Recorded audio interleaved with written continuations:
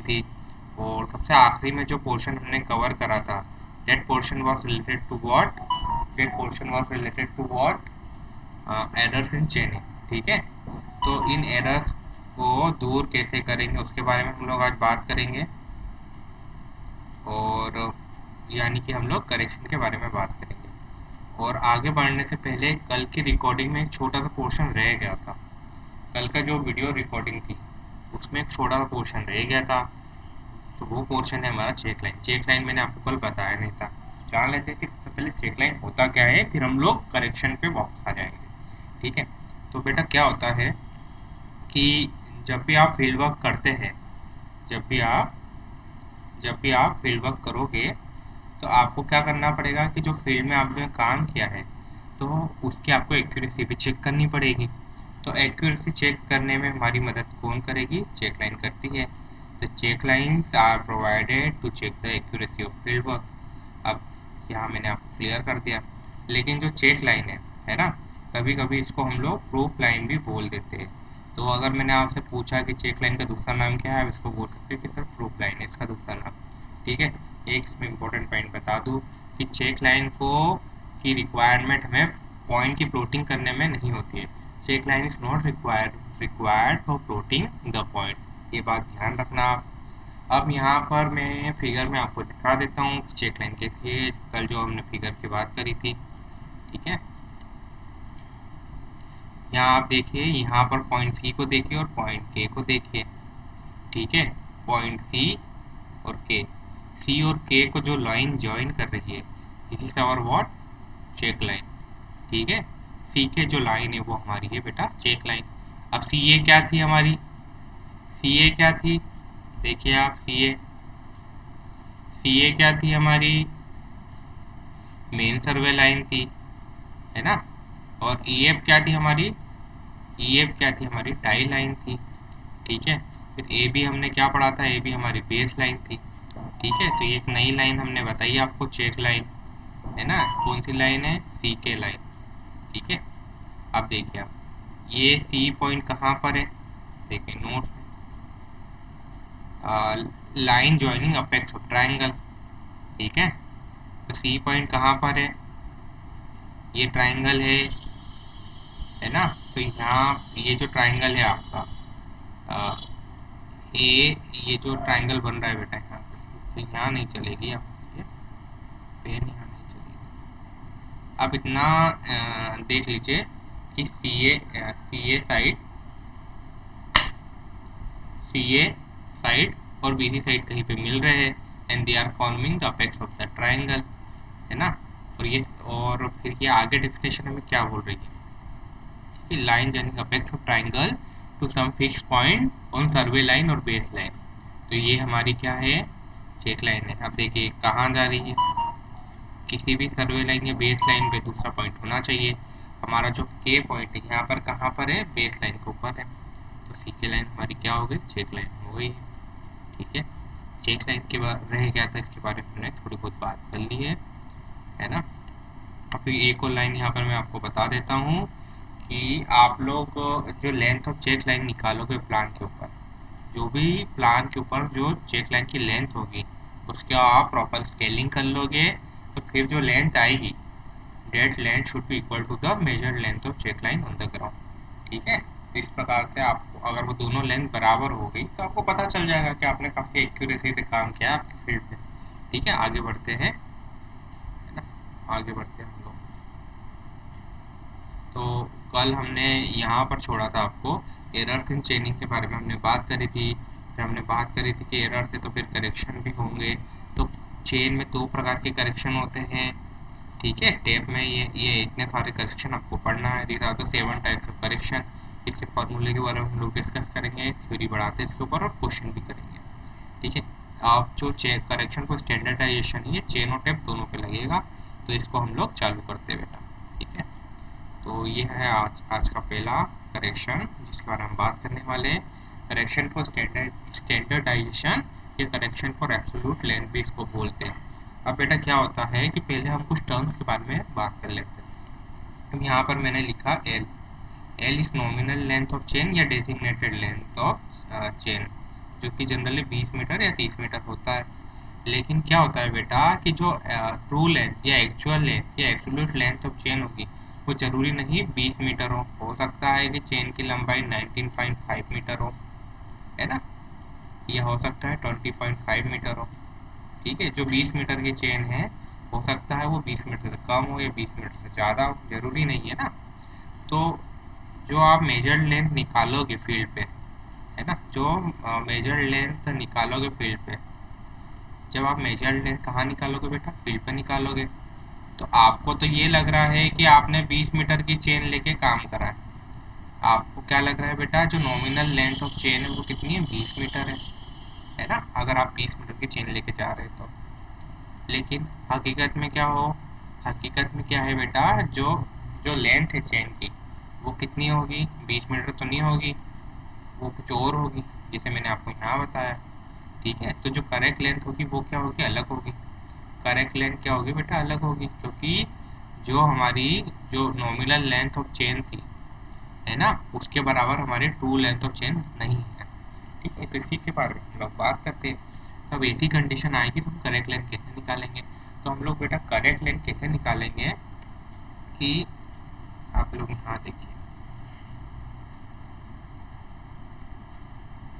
जो हमारी correct length है, हमारी जो करेक्ट लेंथ है इसको हम लोग क्या करेंगे, जो एक्चुअल लेंथ ऑफ चेन है, actual length of chain into number of times the chain was used to measure the length of chain से हम मल्टीप्लाई कर देंगे तो हमको करेक्ट लेंथ ऑफ चेन मिल जाएगी। अब देखो, एक बार में जो डिस्टेंस नापोगे, अगर आपने कितनी बार, एक बार चेनिंग करी तो कितनी लेंथ आप नाप लोगे, जो एक्चुअल में चेन की लंबाई है। मान लीजिए कि 19.5 मीटर होती है चेन की लंबाई, 20 मीटर वाली नहीं होके 19.5 होती है आपके पास। ठीक है, तो एक्चुअल लेंथ ऑफ चेन इतनी थी, इतनी इतनी दूरी आपने, इतनी करेक्ट दूरी आपने एक बार चेनिंग के द्वारा प्राप्त कर ली। तो लेकिन अगर मैंने आपसे पूछा कि बेटा करेक्ट लेंथ निकालो, है ना, मान लो कि आपने 5 बार, आपने मान लो कि बेटा 5 बार करिए चेनिंग, तो इसको फिर आपको 5 से इंटू करना पड़ता, number of time the chain was used to measure the length of line, इससे मल्टीप्लिकेशन करना पड़ता। तो आपके पास करेक्ट लेंथ, जो ग्राउंड पे जो करेक्ट लेंथ आपने नापी है, मेजर करी, वो आपको प्राप्त हो जाती। अब यहाँ आप देखिए, यहाँ पे जो जितने नंबर ऑफ टाइम आपने, नंबर ऑफ टाइम, जितने नंबर ऑफ टाइम आपने चेन का प्रयोग करा है लेंथ को मेजर करने में, वो क्या होगी आपकी, वो क्या होगी आपकी नंबर एन। कितने नंबर, कितनी कितनी बार, कितने नंबर ऑफ टाइम अपने चेन का यूज करा, वो कितना होगा आपका मेजर लेंथ जो आपने फील्ड में नापी है, divide by nominal length of chain, divide by nominal length of chain. अब यहाँ पर मेजर्ड लेंथ जो है इसको मैं एल से दिखा रहा हूँ बेटा, और नॉमिनल लेंथ यानी कि यानी नॉमिनल लेंथ मतलब यहाँ पर मैं बात कर रहा हूँ नॉमिनल लेंथ यानी 20 मीटर की बात कर रहा हूँ।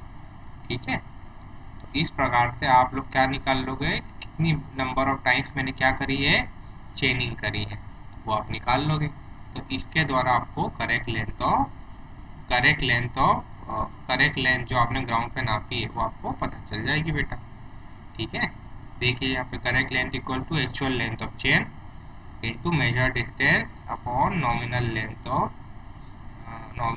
Of chain. ये तो आपको number of times the chain was use, ये आपको ये रेशो, ये number of times the chain was use, ये आपको दे देगा। ठीक है, अब बेटा क्या होता है कि यहाँ मैंने बात कर ली करेक्ट लेंथ निकालने की। ठीक है, लेकिन फील्ड पे जो आप ऐसी ऐसी चेन में आपको दे रहा हूँ, है ना, जो कि करेक्ट नहीं है, उसकी एक्चुअल लेंथ उसकी नॉमिनल लेंथ से अलग है, तो मैंने आपको एरिया निकालने का बोला, तो आप एरिया भी गलत ही निकाल लाओगे। ठीक है, तो करेक्ट एरिया कैसे निकालोगे, करेक्ट एरिया के ऊपर हमने काफ़ी बात करी थी। करेक्ट एरिया आपको क्या निकालना है, correct length into correct width निकालोगे आप। ठीक है, तो क्या होगा कि कुछ ये एक और फार्मूला बनेगा, 1 मिनट लेट में चेंज तो कलर।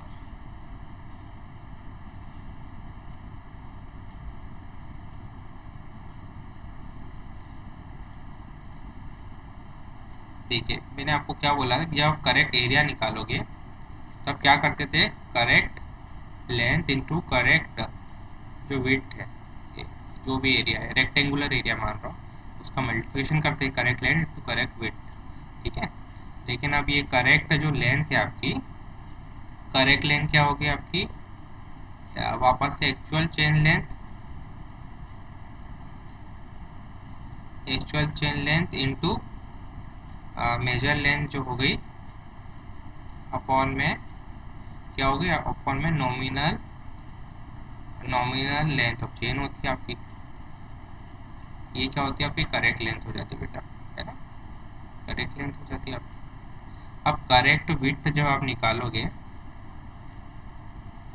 करेक्ट विड्थ क्या होगी बेटा, वापस से एक्चुअल चेन लेंथ होगी वो into measured width, into measured width. वापस से इधर नीचे लिख देता हूँ इसको, आप मैं यहाँ पे सही से लिखता हूँ। जो करेक्ट लेंथ है उसको आप कैसे निकालोगे, एक्चुअल की chain length into measured length divide by nominal length of chain करते हैं आप लोग, ठीक है। तो इसके द्वारा ये चीज़ आपको क्या दे देती, ये जो पूरी चीज़ है ये आपको करेक्ट लेंथ दे देती। अब करेक्ट विड्थ में आपसे पूछता तो आप क्या करते हैं, actual actual chain length into में क्या कर दोगे आप, मेजर विड्थ, है ना, मेजर विड्थ आप करोगे divide by nominal length of chain करते आप। तो आप देख रहे हो यहाँ पर ये जो मेजर लेंथ है और मेजर विड्थ है, इसका आप मल्टीप्लिकेशन करोगे इन दोनों टर्म का, मेजर लेंथ और मेजर विड्थ का, तो ऊपर क्या आ जाता आपका, मेजर्ड एरिया आ जाता, ठीक है। और बाकी क्या एक्चुअल लेंथ ऑफ चेन यहाँ भी आ रहा है, यहाँ भी आ रहा है एक्चुअल लेंथ ऑफ चेन, है ना। और यहाँ पर नीचे डिनोमिनेटर में आप देखोगे नॉमिनल लेंथ ऑफ चेन आ रहा है, और वापस से nominal length of chain denominator में दिख रहा है। तो इस तरीके से आपका फॉर्मूला बन जाएगा, किसका बन जाएगा, करेक्ट एरिया का फॉर्मूला बन जाएगा। सिमिलरली करेक्ट वॉल्यूम का फॉर्मूला भी इस तरह से बनेगा, इसको भी आपको ध्यान में रखना है। अब मैं आपसे आगे बढ़ता हूँ बेटा, देखो एब्सोल्यूट लेंथ ऑफ चेन या टेप है वो नॉमिनल लेंथ ऑफ टेप या चेन के बराबर नहीं है। तो हमें यहाँ से क्या नोट मिल गया है, नोट में क्या लिखा है, मेजर डिस्टेंस और करेक्ट डिस्टेंस क्या होगी, बराबर नहीं होगी, ठीक है। देन हमको करेक्शन फॉर स्टैंडर्डाइजेशन क्या करना है, अप्लाई करना है, ठीक है, बिल्कुल सही बात है। देखो एक और नोट लिखा है, if actual length of chain, है ना, if actual length of chain is greater than nominal length of chain. मान लीजिए कि नॉमिनल लेंथ ऑफ चेन मैंने बोला बेटा 20 मीटर, है ना, और एक्चुअल लेंथ ऑफ चेन मान लीजिए कि इससे अधिक है, मान लीजिए कि 21 मीटर में बोल रहा हूँ आपको। तो आप क्या करोगे कि जो मेजर डिस्टेंस आएगी आपकी, कौन सी measure distance, it will be less than your correct distance. क्यों करेक्ट होगी, क्योंकि आपने क्या करा था, आप 21 मीटर को भी फील्ड पे 20 मीटर ही पढ़ रहे थे। आप फील्ड पर जो एक्चुअल लेंथ ऑफ चेन थी, जो कि मान लीजिए कि 21 मीटर थी इस केस में, उसको आप 20 मीटर ही पढ़ रहे थे, आप कम डिस्टेंस पढ़ रहे थे। तो जो मेजर डिस्टेंस आएगी फाइनली जो आती, an number of time chaining करने के बाद जो मेजर डिस्टेंस आती, it will be less than what your correct distance, ठीक है। अब मेजर डिस्टेंस आपने कम नापी बेटा, आपने कम नापी, तो आपको क्या करना पड़ेगा, करेक्ट डिस्टेंस पे जाने के लिए आपको डिस्टेंस को कुछ ना कुछ बढ़ाना पड़ेगा। यानी जो करेक्शन रहेगा वो आपका कैसा होगा बेटा, पॉजिटिव होगा। करेक्शन पॉजिटिव है तो एरर कैसी होगी, नेगेटिव होगी, ठीक है। ये कंसेप्ट था, इस कंसेप्ट के ऊपर हम लोग एक क्वेश्चन कर लेते हैं। आशा है मुझे आपको चीज़ें समझ में आ रही होगी, ठीक है। अब आगे बढ़ते हैं, देखो अब करेक्शन पर चेन लेंथ के बारे में बात कर लेते हैं। देखो अब करेक्शन पर चेन लेंथ, अगर आपने चेनिंग करी एक बार तो एक चेन लेंथ में कितना करेक्शन होगा, एक चेन लेंथ में बेटा नॉमिनल चेन लेंथ मान लीजिए कि 20 मीटर की होती, minus actual chain length, actual chain length मान लीजिए कि 21 मीटर होती, तो लगभग 1 मीटर का एरर पर चेन लेंथ आता आपके पास। एक चेन लेंथ में कितना एरर आता, तो वो क्या होता, nominal chain length minus actual chain length होता बेटा। अब देखिए अगर मैंने आपसे पूछा कि मेजर लेंथ, जितनी भी आपने पूरी मेजर लेंथ नापी है उसमें कितना एरर होता, तो क्या करते हैं आप, एरर पर चेन लेंथ, है ना,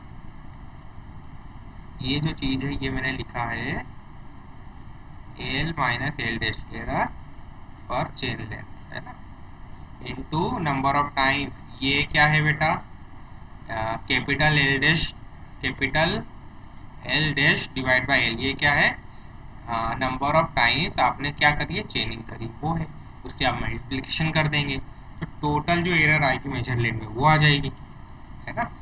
अब मैंने क्या बोला था आपको अगली बार में, जो करेक्शन होता है this is our minus of error होता है, ठीक है। तो ये जो करेक्शन इन मेजर लेंथ है, sorry error in major length है, इसको करेक्शन इन मेजर लेंथ निकालने का बोला, तो इसकी चीज़ को आप माइनस एरर कर दीजिए, ठीक है। तो ये एल डैश आगे चला जाएगा, ये स्मॉल एल पीछे आ जाएगा, इस प्रकार से कुछ टर्म बन जाएगा आपका। तो ये आपका करेक्शन इन मेजर लेंथ आ गई। फिर मैंने आपको बोला कि आपने करेक्शन इन मेजर लेंथ निकाल ली, इतना करेक्शन करना है। तो अगर आपको करेक्ट लेंथ निकालने का बोला एग्जाम में तो क्या करोगे आप, जो मेजर लेंथ है उसको, उसके साथ आपको किसको प्लस करना पड़ेगा, करेक्शन को आपको ऐड करना पड़ेगा। मेजर लेंथ के साथ आप करेक्शन को प्लस करोगे, अब वो करेक्शन की वैल्यू पॉजिटिव आए नेगेटिव वो अलग बात है, जो भी आए, ठीक है, तो आपको करेक्ट लेंथ मिल जाएगी। तो इसको आप सॉल्व करोगे तो वही फार्मूला जो मैंने आपको पीछे बताया था वो बन गया है यहाँ पर, ठीक है। तो इस प्रकार से आपको चीज़ों को समझना है, आपको चीज़ों को हल करना है, ठीक है। एक क्वेश्चन कर लेते हैं तो चीज़ें काफ़ी अच्छे समझ में आ जाएगी बेटा। अब देखिए यहाँ मैंने बोला है कि length a line of true length 500 metre is measured by 20 metre के टेप से और रिपोर्टेड टू बी 502 मीटर, तो determine the actual length of tape. तो बेटा क्या हो रहा है कि जो ट्रू लेंथ है ना, इसको करेक्ट लेंथ बोला, it is equal to what, actual length या मेजर लेंथ, है ना, into number of times. Number of times आपने क्या करा, चेनिंग करी है, उसके बराबर होनी चाहिए। Correct length equal to measure length into number of time आपने क्या करी है, मेजर लेंथ नहीं है यहाँ पे, इसको आप इस प्रकार से लिखें, जो करेक्ट लेंथ है हमारी it is equal to what, correct length जो होगी हमारी वो किसके किसके बराबर होगी, जो एक्चुअल लेंथ ऑफ चेन है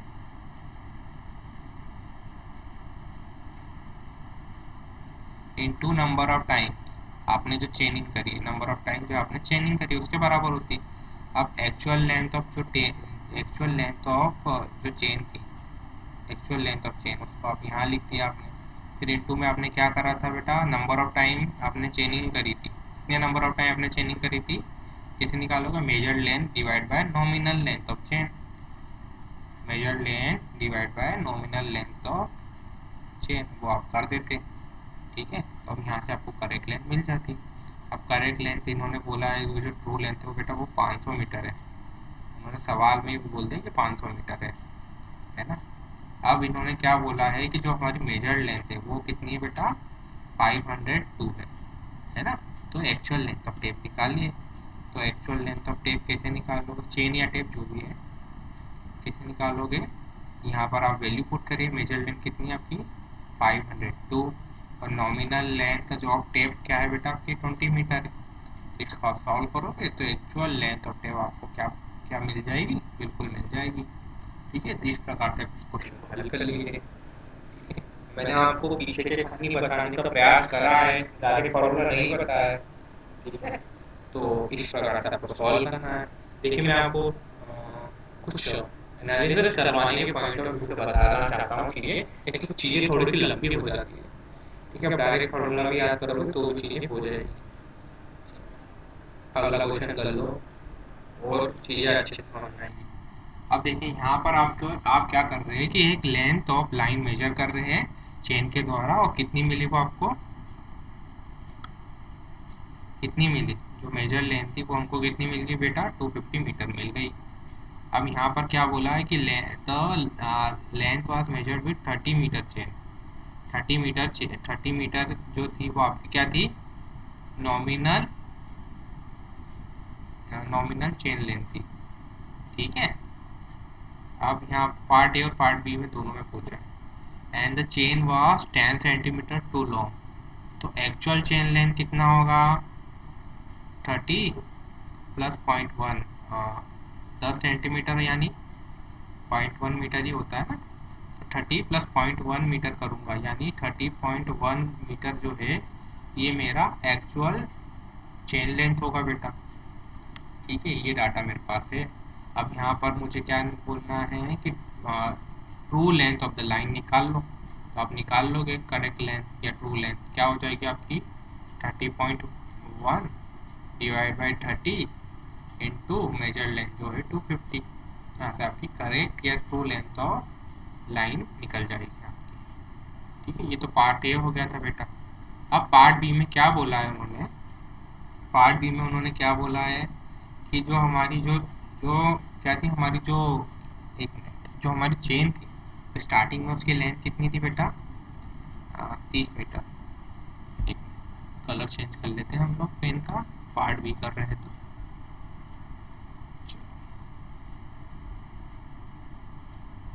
अब देखिए अब क्या था यहाँ पर, क्या बोल रहा हूँ बेटा, जो चेन थी वो शुरू में कितनी थी, स्टार्टिंग में 30 मीटर की थी और बाद में वो चेन कितने मीटर की बन गई 30.10 मीटर की बन गई। तो यहाँ पर इस कंडीशन में मुझे एवरेज टेप लेंथ या एवरेज चेन लेंथ जो भी है वो लेनी पड़ेगी। तो कितनी हो जाएगी बेटा वो 30 प्लस 30.10 बाई 2, तो ये आ जाएगा आपका 30.05 मीटर। आपका क्या आ जाएगा एवरेज टेप लेंथ या चेन लेंथ आ जाएगी, है ना। अब यहाँ से आप वापस करेक्ट लेंथ का फॉर्मूला लगाइए, क्या हो गया 30.05 डिवाइड बाई 30 इंटू 250 जो कि मेजर लेंथ है हमारी। तो करेक्ट लेंथ ऑफ लाइन आपको मिल जाएगी यहाँ से। ठीक है, यह सोल्यूशन भी मैंने आपको प्रोवाइड करवा ही दिया है। इस तरीके से आप चीज़ों को हल कर सकते हैं। ठीक है, देखिए आप ए पार्ट में अलग जो एक्चुअल लेंथ ऑफ चेन थी या टेप थी वो अलग थी 30.1 थी, लेकिन पार्ट बी में कितनी होगी 30.05 होगी, है ना। इस प्रकार से आपको काम करना है। चलिए आगे देखिए, इस क्वेश्चन को आप पढ़िए। Area of plan of an old survey plotted to a scale of these now measures at 90.5 centimeter square as formed by planimeter.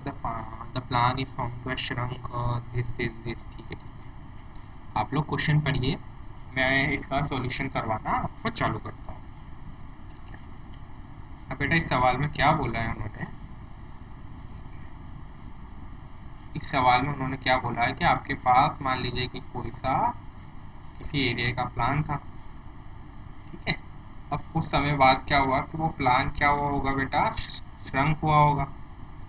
तो प्लान क्या हुआ होगा बेटा, जो जो ये जो प्लान था हमारा, इसका प्लान का जो एरिया कुछ हुआ होगा और बाद में क्या हुआ होगा कि ये जो कुछ समय बाद क्या होगा बेटा श्रंकेज हुआ होगा। तो प्लान क्या हो गया होगा बेटा थोड़ा छोटा हो गया होगा। ठीक है, श्रंकेज के बाद तो क्या होता है चीज़ें छोटी होती हैं। तो अब यहाँ पर ये बोलना जा रहा है कि पहले जो प्लान पे, यहाँ पर पहले जो प्लान पे जो लाइन 10 सेंटीमीटर की थी वो अभी कितने सेंटीमीटर की दिख रही होगी 9.5 सेंटीमीटर की, है ना। उसने ये चीज़ें हमको बोल दी है। अब वो ये बोल रहा है कि शुरू में जब मैंने प्लान लिया था तो ओरिजिनल जो स्केल था वो 1 सेंटीमीटर इक्वल टू 10 मीटर के बराबर था। ठीक है, और श्रंकेज के बाद जो प्लान का एरिया है वो कितना है 90.5 सेंटीमीटर स्क्वायर है। ठीक है, तो आपको यहाँ पर उसने true area of the survey निकालने का बोल दिया है, लेकिन उसने एक और चीज़ बोल दी है कि जो चेन की लंबाई थी जो फील्ड में आपने यूज़ करी थी 20 मीटर की चेन जो आपने यूज़ करी थी वो 9 सेंटीमीटर बाद में छोटी निकली, ये भी उसने बोल दिया। तो आपको अब क्वेश्चन सॉल्व करना है। बहुत बढ़िया क्वेश्चन है, स्केलिंग का कंसेप्ट भी लग रहा है, श्रिंकेज का कंसेप्ट भी लग रहा है और स्टैंडर्डाइजेशन वाला कंसेप्ट भी लग रहा है। कैसे करेंगे आप देखिए।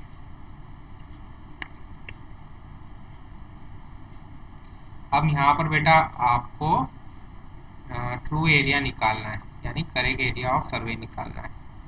तो करेक्ट एरिया ऑफ सर्वे आप कैसे निकालते हैं, अगर आपको मेजर्ड एरिया पता रहता तो,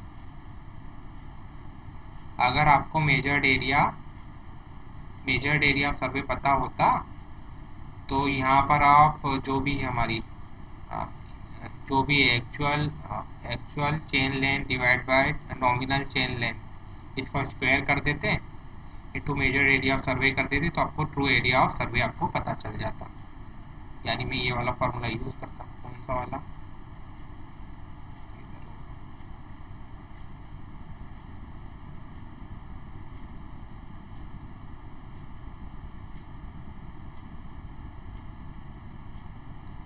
ये फार्मूले के द्वारा मैं अपनी चीज़ों को हल कर लेता। लेकिन यहाँ पर correct area of survey, survey area, तो वो मुझे पता नहीं है बेटा। तो मुझे कैसे करना पड़ेगा? मुझे पहले मेजर, यहाँ करेक्ट एरिया निकालना है तो पहले मुझे मेजर्ड एरिया ऑफ सर्वे निकालना पड़ेगा। ठीक है, तो मुझे मेजर्ड एरिया निकालना है। अब सवाल को आगे बढ़ते हैं, आगे बढ़ते हैं हम लोग। अब यहाँ पर मेजर्ड एरिया ऑफ सर्वे पता है आपको? नहीं पता है। लेकिन ये मेजर्ड एरिया आप निकाल सकते हो क्या? आप यहाँ पर ये मेजर्ड एरिया कैसे निकालोगे? ये मेजर्ड एरिया कैसे निकालोगे आप? ये जो प्लान है, कलर बदल लेता हूँ प्लेन टोन का।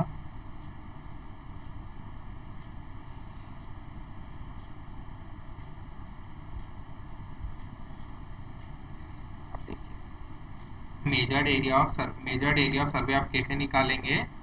ये जो ये जो पुराना वाला जो शंकेश के पहले जो प्लान था, उस प्लान का अगर मुझे एरिया पता चल जाए, है ना, उस प्लान का अगर मुझे एरिया पता चल जाए, इस प्लान का अगर मुझे एरिया पता चल जाए, अब इस पे और अगर मैं सूटेबल स्केलिंग लगा लूँ, सूटेबल स्केलिंग यहाँ पे कितनी दी है मुझे? 1 सेंटीमीटर बराबर 10 मीटर, तो मुझे मेजर एरिया पता चल जाता। लेकिन ये जो एरिया है ये भी क्या हुआ होगा? श्रंक हो गया है। ये प्लान का एरिया भी श्रंक हो गया है। और श्रंक होने के बाद यहाँ पर मैंने जो लाइन पे लिया 10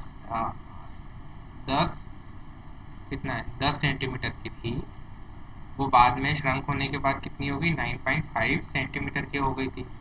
हो गई थी ना? बिल्कुल सही बात है, हो गई थी, है ना। और ये जो प्लान, जो श्रंक के बाद जो जो प्लान का एरिया है वो हमें पता है 90.5 सेंटीमीटर स्क्वायर। तो हमारा मकसद क्या है बेटा?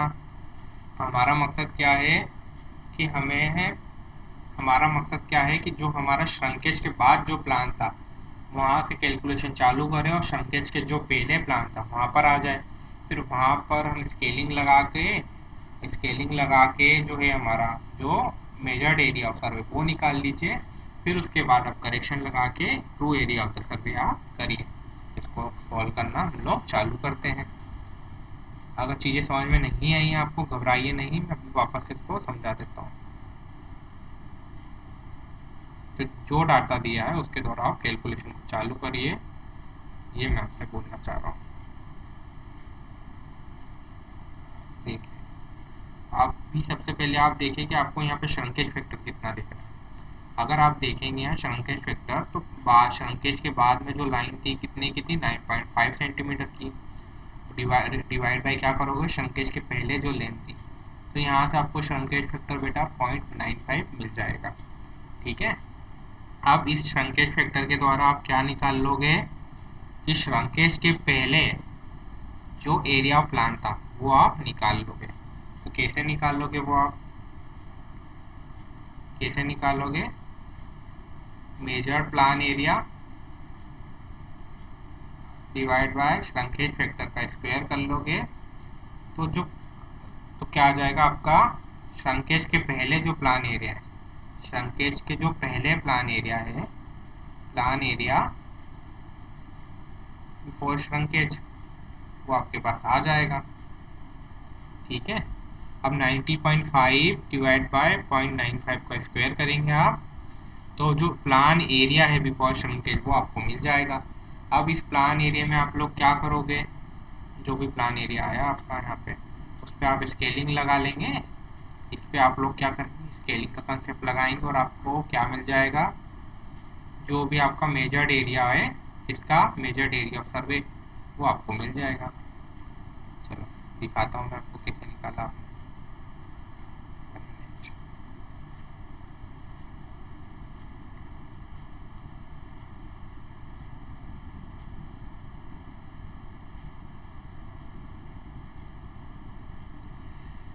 चाहिए, शायद ये थोड़ी सी अलग हो गई, समझा देता हूँ आपको चीज़ें।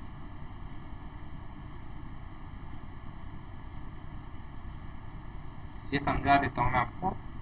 पीडीएफ में इसको मैं आपको इस पेज को सीधा करके दे दूँगा, ठीक है। अब देखिए आपने क्या करा था यहाँ पे, आपने क्या करा था इस क्वेश्चन में, सबसे पहले आपने श्रंकेज फैक्टर निकाला था। तो श्रंकेज फैक्टर कैसे निकाला था, 9.5 सेंटीमीटर की लाइन बाद में हो गई थी, पहले वो 10 सेंटीमीटर की लाइन थी, तो उसके द्वारा आपने श्रंकेज फैक्टर निकाला था, वो 0.95 आ गया था आपका, ठीक है। अब इसके द्वारा आपने जो एरिया था पहले श्रंकेज के पहले प्लान का जो एरिया था, प्लान एरिया बिफोर श्रंकेज, वो आपने निकाल लिया था।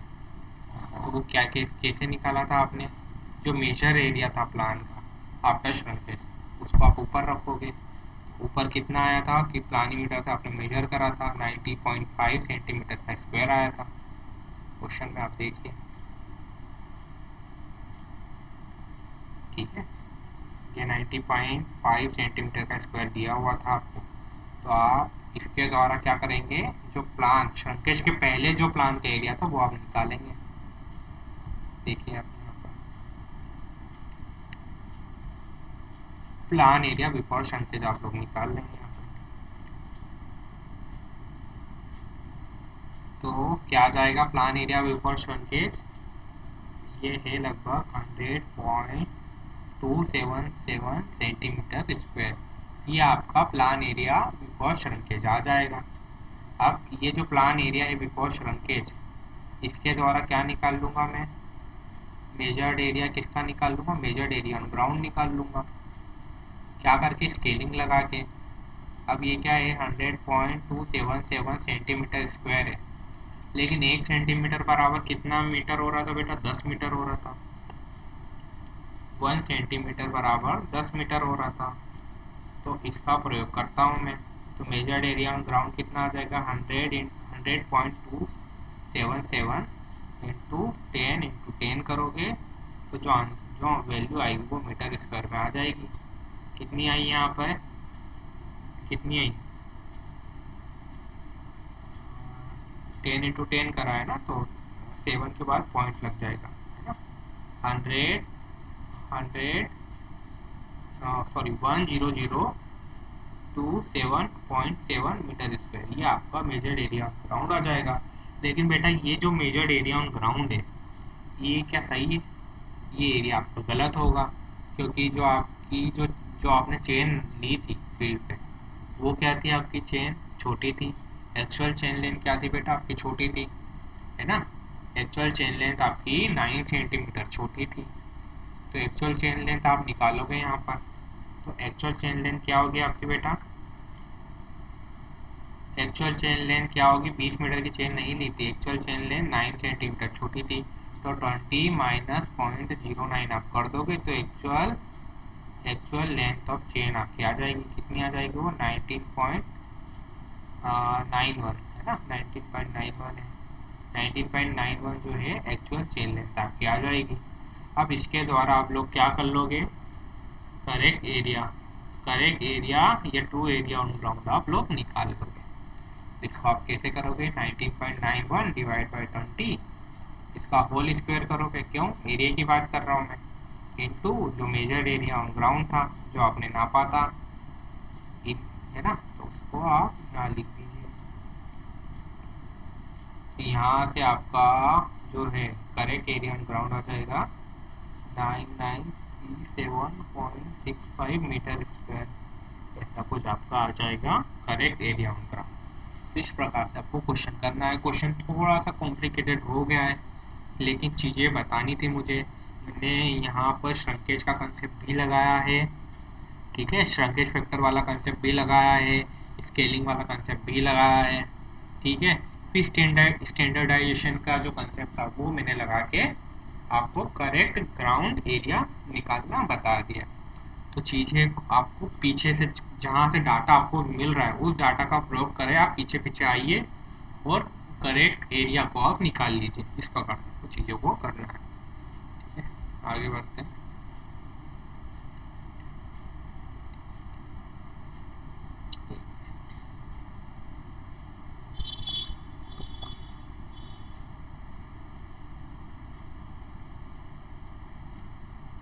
देखिए अब जो अगली चीज़ जो अगला जो करेक्शन है बेटा वो है हमारा स्लोप करेक्शन। अब बेटा मैंने आपको कल ही बताया था कि जब हम स्लोप पे डिस्टेंस मेजर करते हैं, हम डिस्टेंस स्लोप के अलॉन्ग मेजर करते हैं, तो वो डिस्टेंस हमेशा हमारी हॉरिजॉन्टल डिस्टेंस से अधिक होती होगी। तो जो हॉरिजॉन्टल डिस्टेंस है वो हमारी क्या है, वास्तव में कम है, स्लोप वाली दूरी हमारी ज़्यादा है। तो क्या करते हैं हम लोग कि करेक्शन को स्लोप लगाना पड़ेगा फिर हमको। अब देखिए हॉरिजॉन्टल डिस्टेंस यहाँ पर हमारी क्या हो गई, यहाँ पर ये जो हॉरिजॉन्टल डिस्टेंस है ये हमारी क्या हो गई बेटा, ट्रू वैल्यू हो गई, ट्रू डिस्टेंस हो गई, ठीक है, इट इज लेस, है ना। लेकिन जो हमारी स्लोप वाली डिस्टेंस हो गई, स्लोप के अलोंग जो डिस्टेंस है वो हमारी क्या हो गई, मेजर्ड वैल्यू, यानी measured distance measured along slope हो गई, वो क्या होगी बेटा, अधिक होती होगी, मोर होती होगी, ठीक है। तो इसके अकॉर्डिंगली हमको करेक्शन लगाना है। अब देखिए अगर आपको स्लोप करेक्शन दिया है तो आपको कभी कभी सवाल में ये दिया जाएगा कि जो जो स्लोप है, स्लोप की वैल्यू कितनी है, एंगल ऑफ स्लोप थीटा आपको कभी कभी सवाल में दिया जाएगा। या फिर आपको ऐसा बोल सकते हैं कि जैसे ए और बी पॉइंट है, ये पॉइंट ए है और ये पॉइंट बी है ना, इनके बीच का जो लेवल डिफरेंस है वो दिया जाएगा। ये कभी कभी इनके बीच का स्लोप दे दिया जाएगा कि इन दोनों के बीच में इतना स्लोप है, पॉइंट ए और पॉइंट बी के बीच में, ठीक है। तो इसके द्वारा आप लोग क्या करिए, स्लोप का करेक्शन लगाइए। अब देखो कभी कभी जब एंगल ऑफ स्लोप थीटा आपको दिया है तब आप लोग स्लोप करेक्शन कैसे करेंगे उसको मैं बता देता हूँ आपको, ठीक है। तो स्लोप करेक्शन कैसे करेंगे, स्लोप करेक्शन मैंने यहाँ बोला बेटा सी जी, इसको मैंने बोला true value minus measured value. अब बेटा आप यहाँ पर देखोगे तो जो ओरिजेंटल डिस्टेंस की जो ट्रू वैल्यू है क्या होगी बेटा, अगर एल डिस्टेंस आपने स्लोप के अलॉन्ग मेजर करी है तो ओरिजेंटल डिस्टेंस कितनी होगी आपकी, अलॉन्ग द स्लोप आपने एल दूरी नापी है, ठीक है। इसकी ट्रू वैल्यू आप ओरिजेंटल डिस्टेंस क्या हो जाएगी, एल का कॉस थीटा वाला कंपोनेंट, यानी एल कॉस थीटा क्या हो गई आपकी ट्रू वैल्यू हो गई। इसमें से जो मेजर्ड वैल्यू उसको आप घटा दीजिए तो आपको करेक्शन वाला करेक्शन मिल जाएगा आपको। तो इस प्रकार से आप लोग क्या करेंगे, स्लोप करेक्शन आप लगा देंगे, ठीक है। अब देखो उसको दूसरे फॉर्म में लिख दिया है, इन्होंने एल ले लिया बाहर माइनस एल साइन के साथ, फिर वन माइनस कॉस थीटा लिख दिया इन्होंने, अलग फॉर्म में लिख दिया है, ठीक है। इस प्रकार से भी आप लोग कर सकते हैं। अब बेटा ये जो एक चीज़ मैं आपको एक इम्पॉर्टेंट पॉइंट बताने वाला हूँ कि जो करेक्शन को स्लोप रहता है ये हमेशा नेगेटिव होता है। क्यों नेगेटिव होता है कि जो स्लोप के अलोंग जो डिस्टेंस होती है वो हमेशा ओरिजिनल डिस्टेंस से अधिक होती है, इसलिए करेक्शन को स्लोप आपका हमेशा नेगेटिव होगा, ये पॉइंट को ध्यान रखिए। आगे बढ़ते हैं, देखिए अब कभी कभी सवाल में डिफरेंस ऑफ एलिवेशन एज हमें पता होता है या हम मेजर कर लेते हैं, तब क्या करोगे, ठीक है। अब आपने सबसे पहले तो आपने स्लोप के अलोंग डिस्टेंस मेजर कर ली, स्लोप के अलोंग वो दूरी थी मान लीजिए एल, है ना, और difference of elevation point A और बी के बीच में मान लीजिए ए था, पॉइंट ए और पॉइंट बी के बीच में जो डिफरेंस ऑफ एलिवेशन था वो था एच मीटर। तो ये जो आपकी ट्रू वैल्यू या करेक्ट वैल्यू होती वो कितनी हो जाती, L square minus H square का अंडर रूट हो जाती, ठीक है। तो अब आप करेक्शन लगाइए, करेक्शन क्या हो जाएगा बेटा, अंडर रूट में L square minus H square minus minus L, ये आपका करेक्शन का स्लोप हो जाता। लेकिन बेटा कई बार हम इस फॉर्मूले को यूज़ नहीं करते हैं, हम लोग क्या करेंगे, अब हम लोग क्या करेंगे, अब आगे हम लोग इधर जो फार्मूला यूज़ करते हैं उसको डिराइव करते हैं। अब यहाँ पर क्या है कि इस टर्म में हम लोग इसके ऊपर हम लोग लगाते हैं बाइनोमियल थ्योरम का हम लोग प्रयोग करते हैं। तो बाइनोमियल थ्योरम का प्रयोग करने के बाद हम फार्मूले को थोड़ा सा और आगे बढ़ा के एक छोटी वैल्यू पे ले आते हैं, ठीक है, जिसको आप सॉल्व कर लो। देखिए अब यहाँ पर आप ये देखिए मैंने यह सॉल्यूशन जो इसका जो नोट लिखा है यहाँ पे मैंने बाइनोमियल थ्योरम लगाई है, ये देखिए बाइनोमियल थ्योरम लगा के इस टर्म को मैंने एक्सपांड कराया आगे, ठीक है, और फाइनली ये वैल्यू आई है। अब यहाँ पर क्या है कि ये वाला जो टर्म है इसको मैंने नेग्लेक्ट कर लिया, एच की power 4 divide by 8 L cube, इस टर्म को मैंने बेटा नेग्लेक्ट कर लिया है। तो स्लोप करेक्शन हमें ये लगाना है, ठीक है, यहाँ पर मैंने एक नोट भी लिखा है कि अगर थीटा की वैल्यू बहुत कम है, जनरली थीटा की वैल्यू 3 डिग्री से कम है, तो स्लोप करेक्शन को हम नेगलेक्ट कर सकते हैं, क्योंकि स्लोप करेक्शन बहुत कम आएगा तब थीटा इक्वल टू 3 लोगे आप कॉस कॉस 3 डिग्री लीजिए, बहुत कम वैल्यू आएगी। ठीक है, तो स्लोप करेक्शन कब नेगलेक्ट करेंगे, जब थीटा लेस देन 3 डिग्री हो। ठीक है, एक और चीज़ लिखी है मैंने, if higher order terms are not neglected then magnitude of slope correction will increase by h की पावर 4 अपॉन 8 एल क्यूब। ये चीज़ भी मैंने यहाँ लिखी है। ठीक है, नोट में लिख दिया है मैंने। अगर नहीं नेगलेक्ट करोगे तो ये वाला, ये जो टर्म है इसको आप प्रयोग करिए। अगर आप नेगलेक्ट कर रहे हैं h की power 4 divide by 8 L cube, तो आप ये फार्मूला यूज़ करिए। ठीक है, बाइनोमियल थ्योरम के दौरान निकाला ये। आप इस पे एक छोटा सा क्वेश्चन देख लेते हैं हम लोग। देखिए आप, if down hill end of 20 metre tape is kept 80 centimetre too low, determine its horizontal length. Formula क्या बन गया था हमारा स्लोप करेक्शन का, एच स्क्वायर बाई 2l। कब कब लगाना ये, जब आपको डिफरेंस ऑफ एलिवेशन दिया है, या डिफरेंस ऑफ एलिवेशन 80 सेंटीमीटर यानी 0.8 मीटर दिया है, तो स्लोप करेक्शन आप लोग लगाइए। ठीक है, तो आप लोग स्लोप करेक्शन लगाइए। अब यहाँ पर आपसे उसने स्लोप करेक्शन नहीं पूछा, हॉरिजॉन्टल लेंथ पूछी उसने। तो हॉरिजॉन्टल लेंथ कैसे निकालोगे, जो लेंथ दी है उसमें आप करेक्शन का एडिशन कर दीजिए। जो लेंथ दी है गिवन लेंथ के साथ में जो गिवन लेंथ है प्लस करेक्शन कर दीजिए, तो जो करेक्ट हॉरिजॉन्टल लेंथ है वो आपको प्राप्त हो जाएगी। ये बोला है यहाँ पर। तो आपने यहाँ पर स्लोप करेक्शन लगाया एच स्क्वायर बाई 2l, तो आपकी कुछ वैल्यू है ये यहाँ पर लिखी है मैंने, उसको आप निकाल लीजिए। और मैंने आपको क्या बोला, जो स्लोप करेक्शन होता है इट इज़ ऑलवेज नेगेटिव। तो जो भी है पॉजिटिव या नेगेटिव है, स्लोप करेक्शन के केस में तो नेगेटिव आएगी, उसको आप गिवन लेंथ के साथ ऐड कर दीजिए। ठीक है, तो यहाँ मैंने ऐड कर दी, तो ये आ गया 19.984 मीटर। तो ये आपका हॉरिजॉन्टल लेंथ की वैल्यू आ गई है। इस प्रकार से आपको क्वेश्चन को सॉल्व करना है। आगे बढ़ते हैं, करेक्शन पूल देख लेते हैं। काफ़ी सारी चीज़ें पढ़नी है हमको, थोड़ा फास्ट चलेंगे। ठीक है, लगभग रिकॉर्डिंग का टाइम हमारा 40 मिनट के ऊपर हो गया है, थोड़ा तेज चलते बेटा। अब देखिए बेटा, यहाँ तक ये दो करेक्शन थे आपके, 1 मिनट, ये दोनों करेक्शन जो मैंने आपको बताया, correction for standardization and correction for slope, ये दोनों करेक्शन आपके चेन और टेप दोनों में थे। लेकिन अब जो तीसरा जो करेक्शन है, तीसरे से लेके 7 तक, ये जो करेक्शन है ये चेन में नहीं रहेंगे, ये करेक्शन केवल टेप में ही रहेंगे। ठीक है, चेन में नहीं रहेंगे, ये मैं आपको बताता हूँ। ठीक है, तो ये करेक्शन केवल टेप का है, इसके ये वाला और इसके आगे आने वाले करेक्शन। ठीक है, आगे बढ़ते हैं। तो करेक्शन फॉर पूल जो है ये किसके लिए है, टेप के लिए केवल। ठीक है, अब बेटा क्या होता है कि हम लोग क्या करते हैं कि जो हमारी टेप है इसको हम एक स्टैंडर्ड इसको इस टेप को हम लोग एक स्टैंडर्ड पूल पर स्टैंडर्डाइज करते हैं, है ना। टेप को हम लोग स्टैंडर्डाइज करते हैं एक स्टैंडर्ड पूल के हिसाब से।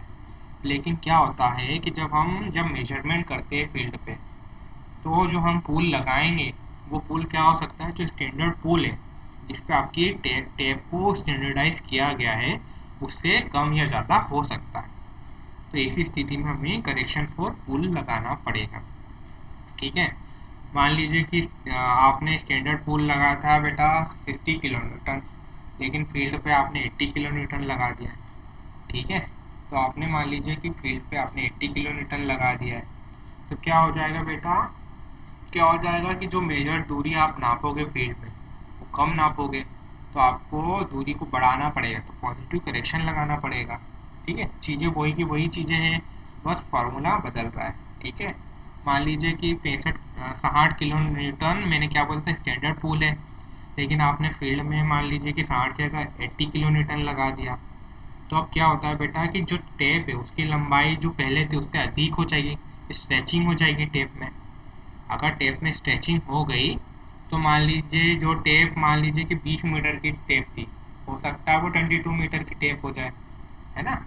मान लीजिए कि टेप की स्ट्रेचिंग हो जाए, तो 20 मीटर तक आपको जिसको आप 20 मीटर पढ़ रहे थे, वो वास्तव में 22 मीटर हुई होगी, वास्तव में वो 22 मीटर होगी, है ना। 20 मीटर जिसको आप पढ़ रहे थे स्ट्रेचिंग के बाद, वो 20 मीटर तक आपको 22 मीटर की एक्चुअल में लेंथ होगी। लेकिन इस 22 मीटर को आप कितना पढ़ रहे हो, 20 मीटर ही पढ़ रहे हो, यानी आप कम दूरी मेजर कर रहे हो, आप कम दूरी मेजर कर रहे हो। तो आपको करेक्शन लगाना पड़ेगा। कैसा करेक्शन आएगा, पॉजिटिव करेक्शन आएगा। और पॉजिटिव करेक्शन करके आप लोग क्या करोगे, करेक्ट लेंथ निकाल लोगे, है ना। इस प्रकार से आप करना है। लेकिन कभी कभी क्या होता है कि बेटा, अगर जो स्टैंडर्ड पूल है वही कम है, हमने टेप को खींचा ही नहीं, है ना, हमने टेप को मान लीजिए कि 60 किलोमीटर की जगह हमने 40 किलोमीटर से खींचा, ठीक है।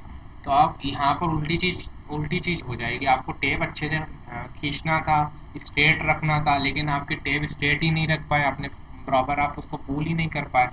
तो क्या होगा, इस केस में नेगेटिव करेक्शन होगा। चीज़ें वही है, फॉर्मूला का अंतर आ जाएगा, ठीक है। अब आपने एक फार्मूला पढ़ा होगा, change in length equal to P L upon E, सोम में पढ़ा होगा, ठीक है। तो वैसे कुछ फार्मूला है हमारा, P minus P not L upon E, ये फार्मूला का प्रयोग करेंगे हम। अब यहाँ पर देखिए, पी जो है हमारा standard pool in the field है, स्टैंडर्ड पूल तो पी नॉट है, पी जो है pool applied in the field है, पी हमारा pool applied in the field है। और जो एल है ये नॉमिनल लेंथ ऑफ टेप हो गई या मेजर लेंथ ऑफ लाइन हो गई, ए क्रॉस सेक्शन एरिया हो गया, और ये हमारा यंग मॉडुलस वेलोसिटी हो गई, ठीक है। और ये फार्मूला का प्रयोग करके करेक्शन पर पोल निकालेंगे, ठीक है। अब करेक्शन पर पोल नेगेटिव होगा पॉजिटिव होगा, ये दोनों हो सकता है, ठीक है। करेक्शन पर पोल हमारा दोनों हो सकता है, ठीक है। अगर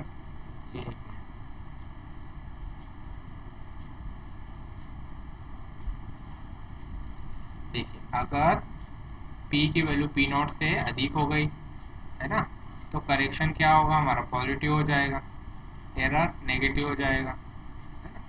लेकिन अगर P less than P not हो गया तो करेक्शन क्या हो जाएगा हमारा, करेक्शन हमारा नेगेटिव हो जाएगा, यानी हमारी एरर क्या हो गई, पॉजिटिव हो गई। ये चीज़ें हैं, जनरल जनरल चीज़ें हैं जो मैं बताते जा रहा हूँ आपको। यहाँ पर मैंने नोट में वो चीज़ें भी लिख दी है, आप इसके ऊपर एक क्वेश्चन कर लेंगे तो चीज़ें बहुत अच्छे से याद हो जाएगी, ठीक है। ये steel tape was 30 metre long थी इतने पूल में, लेकिन pull at the time of measurement इतना हो गया, है ना। पी की वैल्यू 80 हो गई, पी नॉट की वैल्यू 65 हो गई। तो आपको करेक्ट लेंथ ऑफ टेप निकालना है, वेट ऑफ टेप इतना दिया है, ई इतना दिया है, गामा इतना दिया है। अब करेक्शन क्या होगा, P minus P not L upon A ही होता है बेटा। अब यहाँ पर क्रॉस सेक्शन एरिया तो कुछ दिया ही नहीं है टेप का, तो कैसे निकालोगे आप, कैसे निकालोगे। अब आपसे मैं चीज़ पूछता हूँ, इस क्वेश्चन में दिया है वेट। अब वेट क्या होता है, स्पेसिफिक वेट, यूनिट वेट या स्पेसिफिक वेट इनटू वॉल्यूम होता है, यही होगा ना। यूनिट वेट या स्पेसिफिक वेट क्या होता है, वेट वेट पर यूनिट वॉल्यूम होता है, यानी वेट क्या हो गया आपका, स्पेसिफिक वेट इनटू वॉल्यूम हो गया। अब यहाँ पर बेटा मुझे आप बताइए, जो आपका वेट है सवाल में कितना दिया है, 10 न्यूटन दिया हुआ है, ठीक है? और स्पेसिफिक वेट कितना दिया है, 77.10 किलो न्यूटन पर मीटर क्यूब। तो यहाँ पर 10 की पावर 3 न्यूटन पर मीटर क्यूब में बोल सकता हूँ स्पेसिफिक वेट को, है ना, ये मैं बोल सकता हूँ। और वॉल्यूम जो होता है मेरा एरिया इंटू लेंथ होता है। अब इस सवाल में मुझे आप बताइए कि क्या मैं weight equal to specific weight into volume वाला कंसेप्ट लगा दूँ, weight equal to specific weight into volume वाला कंसेप्ट लगा दूँ, और जो मेरा एरिया है क्रॉस सेक्शन एरिया वो मैं निकाल लेता हूँ। तो इसके द्वारा मैं फॉर्मूले का प्रयोग करके मेरे क्वेश्चन को हल कर सकता हूँ, ठीक है। चलिए इसको आगे देखते हैं। स्टील टेप की लंबाई 30 मीटर दी हुई थी, तो एल की वैल्यू भी 30 मीटर थी। अब सॉल्यूशन देख लीजिए, आगे बढ़ते हैं, है ना। देखिए आप यहाँ पर स्पेसिफिक वेट को मैं बता दूँ, जो स्पेसिफिक वेट है ना, तो एक ही सवाल में इसको यूनिट वेट भी दिया जा सकता है कि कितना यूनिट वेट है, ये ध्यान रखना। ठीक है, अब देखें यहाँ पर weight equal to specific weight volume का, वॉल्यूम हो गया एरिया इंटू लेंथ, और लेंथ आपकी थी 30 मीटर। तो 30 मीटर को यहाँ पर एम में कन्वर्ट करने के लिए 10 की पावर 3 का इंटू कर दिया है, तो ये एम में आ गई, मीटर वाली चीज़ एम में आ गई है। ठीक है, और सॉल्व करा तो ए की वैल्यू आ गई है। ठीक है, और इस प्रकार से रखा, देखिए यहाँ पर ई की जो वैल्यू, ई का जो वैल्यू था 2 इंटू 10 की पावर 5 न्यूटन पर एम एम स्क्वायर था, है ना। तो इसलिए एरिया को भी एम एम स्क्वायर में लिया है, ताकि ये एम एम स्क्वायर और ई के साथ जो एम एम स्क्वायर आ रहा था न्यूटन पर एम एम स्क्वायर, तो ये एम एम स्क्वायर कट जाए, और फाइनली जो वैल्यू है आंसर है वो हम लोग निकाल लेंगे। ठीक है बेटा, इस प्रकार से हम लोग आंसर निकाल लेंगे। चलो, अब जो भी यूनिट है, मैंने अभी यूनिट चेक नहीं करी कि 0.52 किस में था, एम एम था, मीटर था, इस प्रकार से कर लेंगे। ठीक है, आगे बढ़ते, फॉर्मूला ये कुछ खास है नहीं। अब देखिए करेक्शन फॉर टेम्परेचर, अब टेप के ऊपर हमें करेक्शन फॉर टेम्परेचर भी लगाना कभी कभी पड़ सकता है।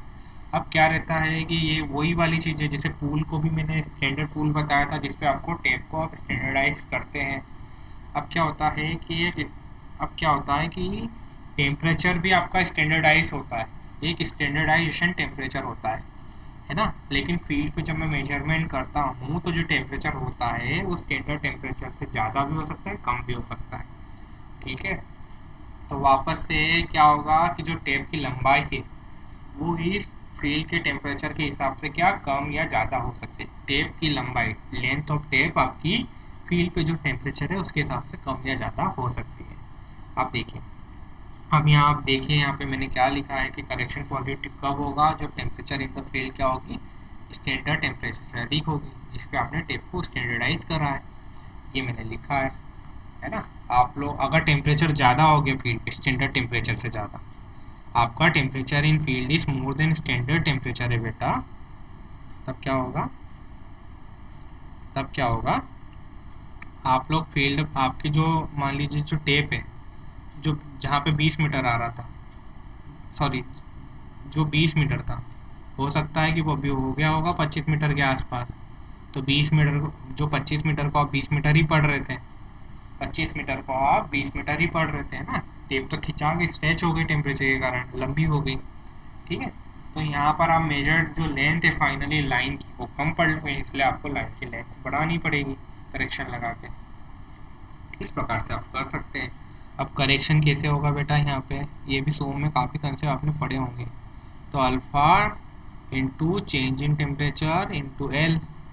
ठीक है, अब अल्फ़ा क्या है, अल्फ़ा क्या है, थर्मल कोफिशेंट या कोफिशेंट ऑफ लीनियर एक्सपेंशन बोल सकता हूँ मैं, ये हो गया हमारा अल्फ़ा। अब चेंज इन टेम्परेचर मैंने यहाँ पे लिखा T minus T not, T not मेरा स्टैंडर्ड टेम्परेचर है, और टी क्या है मेरा फील्ड पे जो टेम्परेचर है, फील्ड पे मेजरमेंट के समय, into length, into measured length या नॉमिनल लेंथ जो भी है। ठीक है, इस प्रकार से आप करेक्शन कर लेंगे। ठीक है, take correction for what, correction for temperature कर लेंगे। ये भी प्लस और माइनस कैसा भी हो सकता है depending upon the temperature difference. ठीक है, वो पॉजिटिव होगा या नेगेटिव होगा। चलिए आगे बढ़ते हैं, इस पर क्वेश्चन कर लीजिए आप। इफ रुक जाइए, हाँ देखिए, अब आपने क्या करा कि आप फील्ड पे गए और आपने 30 डिग्री पर आपने एक लाइन को मेजर करा, है ना, और मेजर करने के बाद उसको आपने देखा वो 850 मीटर 850 मीटर आ रही थी, लेकिन जिस टेम्परेचर पे टेप को स्टैंडर्डाइज किया था वो थी आपकी 20 डिग्री, है ना। तो determine the true length of the line if alpha is equal to this.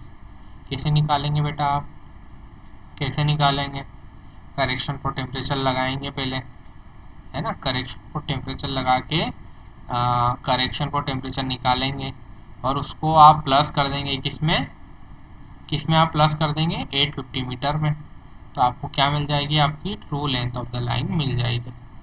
करिए आप, करेक्शन फॉर टेम्परेचर करते हैं तो पहला alpha into T minus T not into L कर देंगे, तो अल्फ़ा की वैल्यू तो 10⁻⁵ लिख दिए मैंने।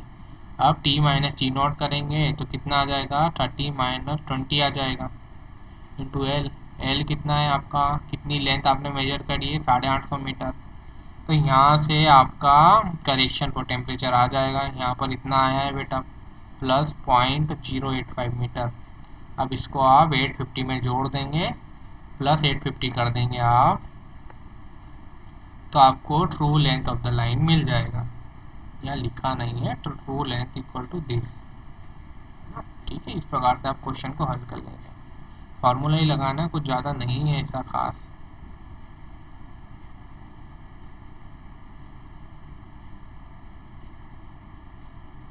चलिए आगे देखते हैं। ठीक है, तो ये 4 करेक्शन हो गए हैं। अभी कम से कम 3 करेक्शन और बताने हैं मुझे। ठीक है, और उसके बाद थोड़ी सी थ्योरी भी है, वो भी बताना है मुझे। आगे बढ़ते हैं। तो अब हम हमारा ये जो 5th करेक्शन है, दिस इज करेक्शन सेक। अब करेक्शन फॉर सेक कैसा क्या होता है, इसके बारे में हम लोग बात कर लेते हैं। देखिए, कभी कभी जब हमको फील्ड में हाई एक्यूरेसी की ज़रूरत रहती है, तब क्या कर सकते हैं कि जब हम लोग जो टेप है हमारा, उसको ग्राउंड पर लाई नहीं करते हुए, उसको हम लोग जो हमारा ट्राइपॉड के जो हेड है उसके बीच में हम लोग इसको सस्पेंड कर सकते हैं। यानी कि मैं क्या बोल रहा हूँ कि हम हमारी टेप को किस प्रकार से कैटेनरी के रूप में इसको हंग कर सकते हैं, और उसके बाद हम करेक्शन फोर्स एक टेप में अपनी टेप में लगा सकते हैं, ये मैं बोलना चाह रहा हूँ। अब इसको मैं और अच्छे से बताने का प्रयास करता हूँ। यहाँ देखिए बेटा, ये जो आपकी टेप है, when tape is supported between two ends। देखिए, यहाँ पर मैंने ये बोला है कि जो आपकी टेप है ये दो एंड के बीच में सपोर्ट करती है, तो ये कैटेनरी का शेप लेती है। ये इस प्रकार का जो ये शेप है, जो टेप है आपका, आपके टेप का इस प्रकार का जो शेप आ रहा है, इसको मैंने शेप ऑफ कैटेनरी बोला है। मैंने आपसे ये बोला है कि आपको बहुत ज़्यादा एक्यूरेसी चाहिए, तो आप लोग क्या करिए कि टेप को ग्राउंड पर नहीं रखिए, आप उसको कहाँ रखें, कैटेनरी के रूप में हंग कर दीजिए, है ना, जो एंड ऑफ द सपोर्ट है। और उसके बाद आप लोग क्या कर सकते हैं, करेक्शन को सेक लगा सकते हैं। अब क्या होता है बेटा कि जो आपकी टेप है उसको आप स्टैंडर्डाइज करते हैं फ्लैट पे, और उसको फिर आप कैटेनरी के रूप में यूज इन कैटेनरी में आप उसको प्रयोग करते हैं। तो क्या होता है कि फ्लैट सरफेस पे मान लीजिए कि कुछ जो दूरी 20 मीटर थी, तो हो सकता है कैटेनरी में वो दूरी 25 मीटर हो जाए। यानी क्या हो जाए, जो लेंथ मेजर कर रहे हो वो आप ज़्यादा नाप ले, 20 मीटर की जगह 25 मीटर नाप ले। तो क्या होगा, आपको 25 को वापस 20 के करीब लाना पड़ेगा। यानी जो करेक्शन आप सैग में लगाओगे वो क्या होगा, नेगेटिव होगा, है ना। क्योंकि क्या होता है बेटा, ये देखिए, ये आपकी क्या है, ये आपकी है मान लीजिए कुछ हॉरिजॉन्टल लेंथ, है ना। ये एक मिनट सपोज करिए, ये एक एंड है, ये दूसरा एंड है ना, एक एंड है और दूसरा एंड है, इसके बीच की कुछ हॉरिजॉन्टल लेंथ है, हॉरिजॉन्टल कोड लेंथ है, वो 20 मीटर है। अब क्या है कि अगर मैं कैटेनरी का शेप देखूंगा, है ना, इसी दूरी के बीच में, इसी 20 मीटर की दूरी में, तो कैटेनरी के शेप जो हमारी टेप लेगी, है ना। तो अगर मैं यहाँ पर अब ये दूरी नापूंगा, तो ये जो दूरी आएगी कर्व लेंथ की, यहाँ पर ये कर्व लेंथ की दूरी जो डेफिनेटली जो दूरी होगी वो 20 मीटर से अधिक होगी। ठीक है बेटा, तो ये मैं बोल रहा हूँ कि अगर मैं मेरी टेप को फ्लैट पे स्टैंडर्डाइज करता हूँ और उसको फिर कैटेनरी में प्रयोग करूँगा, तो मैं ज़्यादा दूरी नाप लूँगा, जो दूरी उससे अधिक दूरी नाप लूँगा, तो क्या रहेगा, मुझे करेक्शन लगाना पड़ेगा नेगेटिव, है ना। क्योंकि जो हमारी हॉरिजॉन्टल लेंथ है, हॉरिजॉन्टल कोड लेंथ है, वो हमारी कर्व लेंथ से कम होती है। ठीक है, तो ये पॉइंट ध्यान रखना, आपका करेक्शन फोर्स एक नेगेटिव कब होता है। ठीक है, लेकिन इसमें मैं एक और नोट आपको बता देता हूँ। अब क्या होता है बेटा, अब क्या होता है कि 1 मिनट, जब आप अपनी टेप को क्या स्टैंडर्डाइज करेंगे कैटेनरी पे और फ्लैट पे यूज़ करोगे, तो आपका correction then in that case हो जाएगा पॉजिटिव। ये पॉइंट आपको ध्यान रखना है, इसको मैंने नोट में लिखा दिया है। चलिए वापस से हम लोग पीछे आते हैं और पीछे बात कर लेते हैं हम लोग क्या बात कर रहे थे। ठीक है, अब देखिए, मैंने आपको यहाँ पर ये बोला था कि जब आप अपने टेप को सपोर्ट करते हैं दो एंड के बीच में, तो कैटेनरी का शेप होता है। लेकिन जब भी आपको करेक्शन को सेक डिटरमाइन करना है, तो आप अपनी कर्व को कैटेनरी नहीं अज्यूम करते हुए उसको पैराबोला अज्यूम करोगे। जब अज्यूम करोगे पैराबोला तो करेक्शन फॉर सेक का एक फार्मूला यहाँ पर मैं आपको बता रहा हूँ। करेक्शन फॉर सेक का क्या फार्मूला आ रहा है, वो आ रहा है करेक्शन, मिनट इसमें इसको काट देते, कुछ लिखा हुआ है यहाँ पे। जो आपका करेक्शन फॉर सेक है वो आ जाएगा बेटा कितना, माइनस में स्मॉल w का square into L cube divide by 24p²। अब बेटा यहाँ पर बारी बारी से हम लोग देख लेते हैं एल क्या है। एल जो है बेटा आपकी लेंथ ऑफ द टेप हो गई, ठीक है। और ये स्मॉल w है बेटा, ये होता है आपका वेट पर unit length of the tape, ठीक है, वेट पर unit length of the tape. लेकिन अगर मुझे total weight of the tape निकालना है तो बेटा मैं क्या कर सकता हूँ, ये स्मॉल w है, इसको एल के साथ इंटू कर दूँ, फिर इसको स्क्वायर कर दूँ, है ना। ये या फिर आप इसको ऐसा समझिए, फार्मूला जो है इसको मैं कन्वर्ट कर रहा हूँ किसी अन्य रूप में। ये स्मॉल w का स्क्वायर इंटू एल का स्क्वायर कर दिया मैंने, फिर यहाँ पर एल बच गया, फिर डिवाइड बाय 24p का स्क्वायर बच गया। आप लोग इस प्रकार से इसको समझिए। तो क्या हो गया कि वेट पर unit length of the tape small w था, तो अगर मुझे total weight of the tape निकालना है तो वेट पर unit length into length of the tape का मल्टीप्लिकेशन कर दूंगा मैं उस वैल्यू में। तो यहाँ पर आपको इस फार्मूले को आप बड़े w के फॉर्म में कैसे कन्वर्ट कर लोगे, स्मॉल w इंटू एल का जो प्रोडक्ट आएगा उसको आप बड़ा w बोल दोगे। देखिए आपको यहाँ पर मैंने लिख ही दिया है, ठीक है। तो क्या बन जाएगा फार्मूला, माइनस में बड़ा w का square into L divide by 24p²। मैंने एल भी बता दिया। अब यहाँ पर आप p पूछ रहे होंगे कि सर p होता क्या है। बेटा p क्या होता है कि जो टेप की एंड पर जो हम फोर्स लगा रहे हैं उसको हम लोग बोलते हैं p, है ना, the force applied at the end of the tape. अब आपकी जो टेप के एंड पर जो फोर्स लग रहा है ना, टेप के एंड पे जो फोर्स लग रहा है उसी को मैंने बोल दिया p, ठीक है बेटा। तो ये फार्मूला हो गया फोर्स से। अब यहाँ पर बेटा मैं एक और चीज़ आपको आगे बढ़ते हुए बताने का प्रयास करता हूँ। जैसे मान लीजिए कि ये जो लेंथ ऑफ द टेप है इसको आपने एन नंबर ऑफ बेस में ये सस्पेंडेड है। कैसे, देखिए आप यहाँ पर,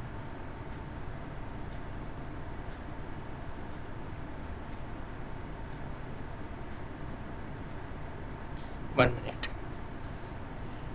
ये आपकी जो टेप है इसकी टोटल लेंथ कितनी है बेटा, मान लीजिए कि एल लेंथ है टेप की, है ना। और ये जो टेप है एल लेंथ की ये एन नंबर ऑफ बेस में सस्पेंड है। Number 1, number 2 base, third number की बेस, फोर्थ नंबर की बेस, इस प्रकार से बहुत सारी बेस हो सकती है, ठीक है बेटा। अब मैंने बोला कि एन नंबर ऑफ बेस है, ठीक है, और टोटल लेंथ ऑफ टेप कितनी है बेटा, एल है। तो length of tape in one way, है ना, length of tape in one way, इसको मैं बोल लेता हूँ L1। Length of tape in one way कितना हो गया, L1। तो ये इसको क्या बोलूँगा, total length of tape divide by number of base, इतना मैं बोल सकता हूँ। अब बेटा मैं क्या करना चाह रहा हूँ यहाँ पे, ये सारी चीज़ें करने का क्या प्रयास है कि मैं यहाँ पर वापस से सेक करेक्शन निकाल रहा हूँ। लेकिन इस सेक करेक्शन में बेटा मैं क्या करूँगा, इस अब मैं इस सेक करेक्शन में क्या करूँगा बेटा, वापस से मैं मेरा करेक्शन फॉर सेक लगा रहा हूँ, है ना। तब यहाँ पर मैं क्या कर सकता हूँ कि अब मुझे लगाना है एन नंबर ऑफ बेस में, तो मैं क्या करूँ कि करेक्शन फॉर सेक करूँ, करेक्शन फॉर सेक करूँ फॉर वन वे, है ना, और उसको फिर एन से मल्टीप्लाई कर दूँ तो टोटल करेक्शन आ जाएगा। एक बे में कितना करेक्शन है वो निकाल लूँ और उसको फिर एन से इंटू कर दूँ, तो टोटल करेक्शन फॉर सेक, जो टोटल करेक्शन फॉर सेक है मुझे मिल जाएगा। यहाँ मेरा प्रयास है एक बे के लिए मैं करेक्शन निकाल लेता हूँ। अब एक बे के लिए करेक्शन कैसे निकालेंगे बेटा, वापस से फॉर्मूले पे देखते हैं हम लोग। फार्मूला क्या था हमारा, फार्मूला क्या था हमारा, बड़ा W²L/24p², इसको याद रखना, ठीक है। ये फार्मूले का प्रयोग करते हुए हम लोग निकालेंगे, डिराइव कर रहे हैं फार्मूले के द्वारा। एक मिनट रुकिए, कलर बदल लेते हैं हम पेन का।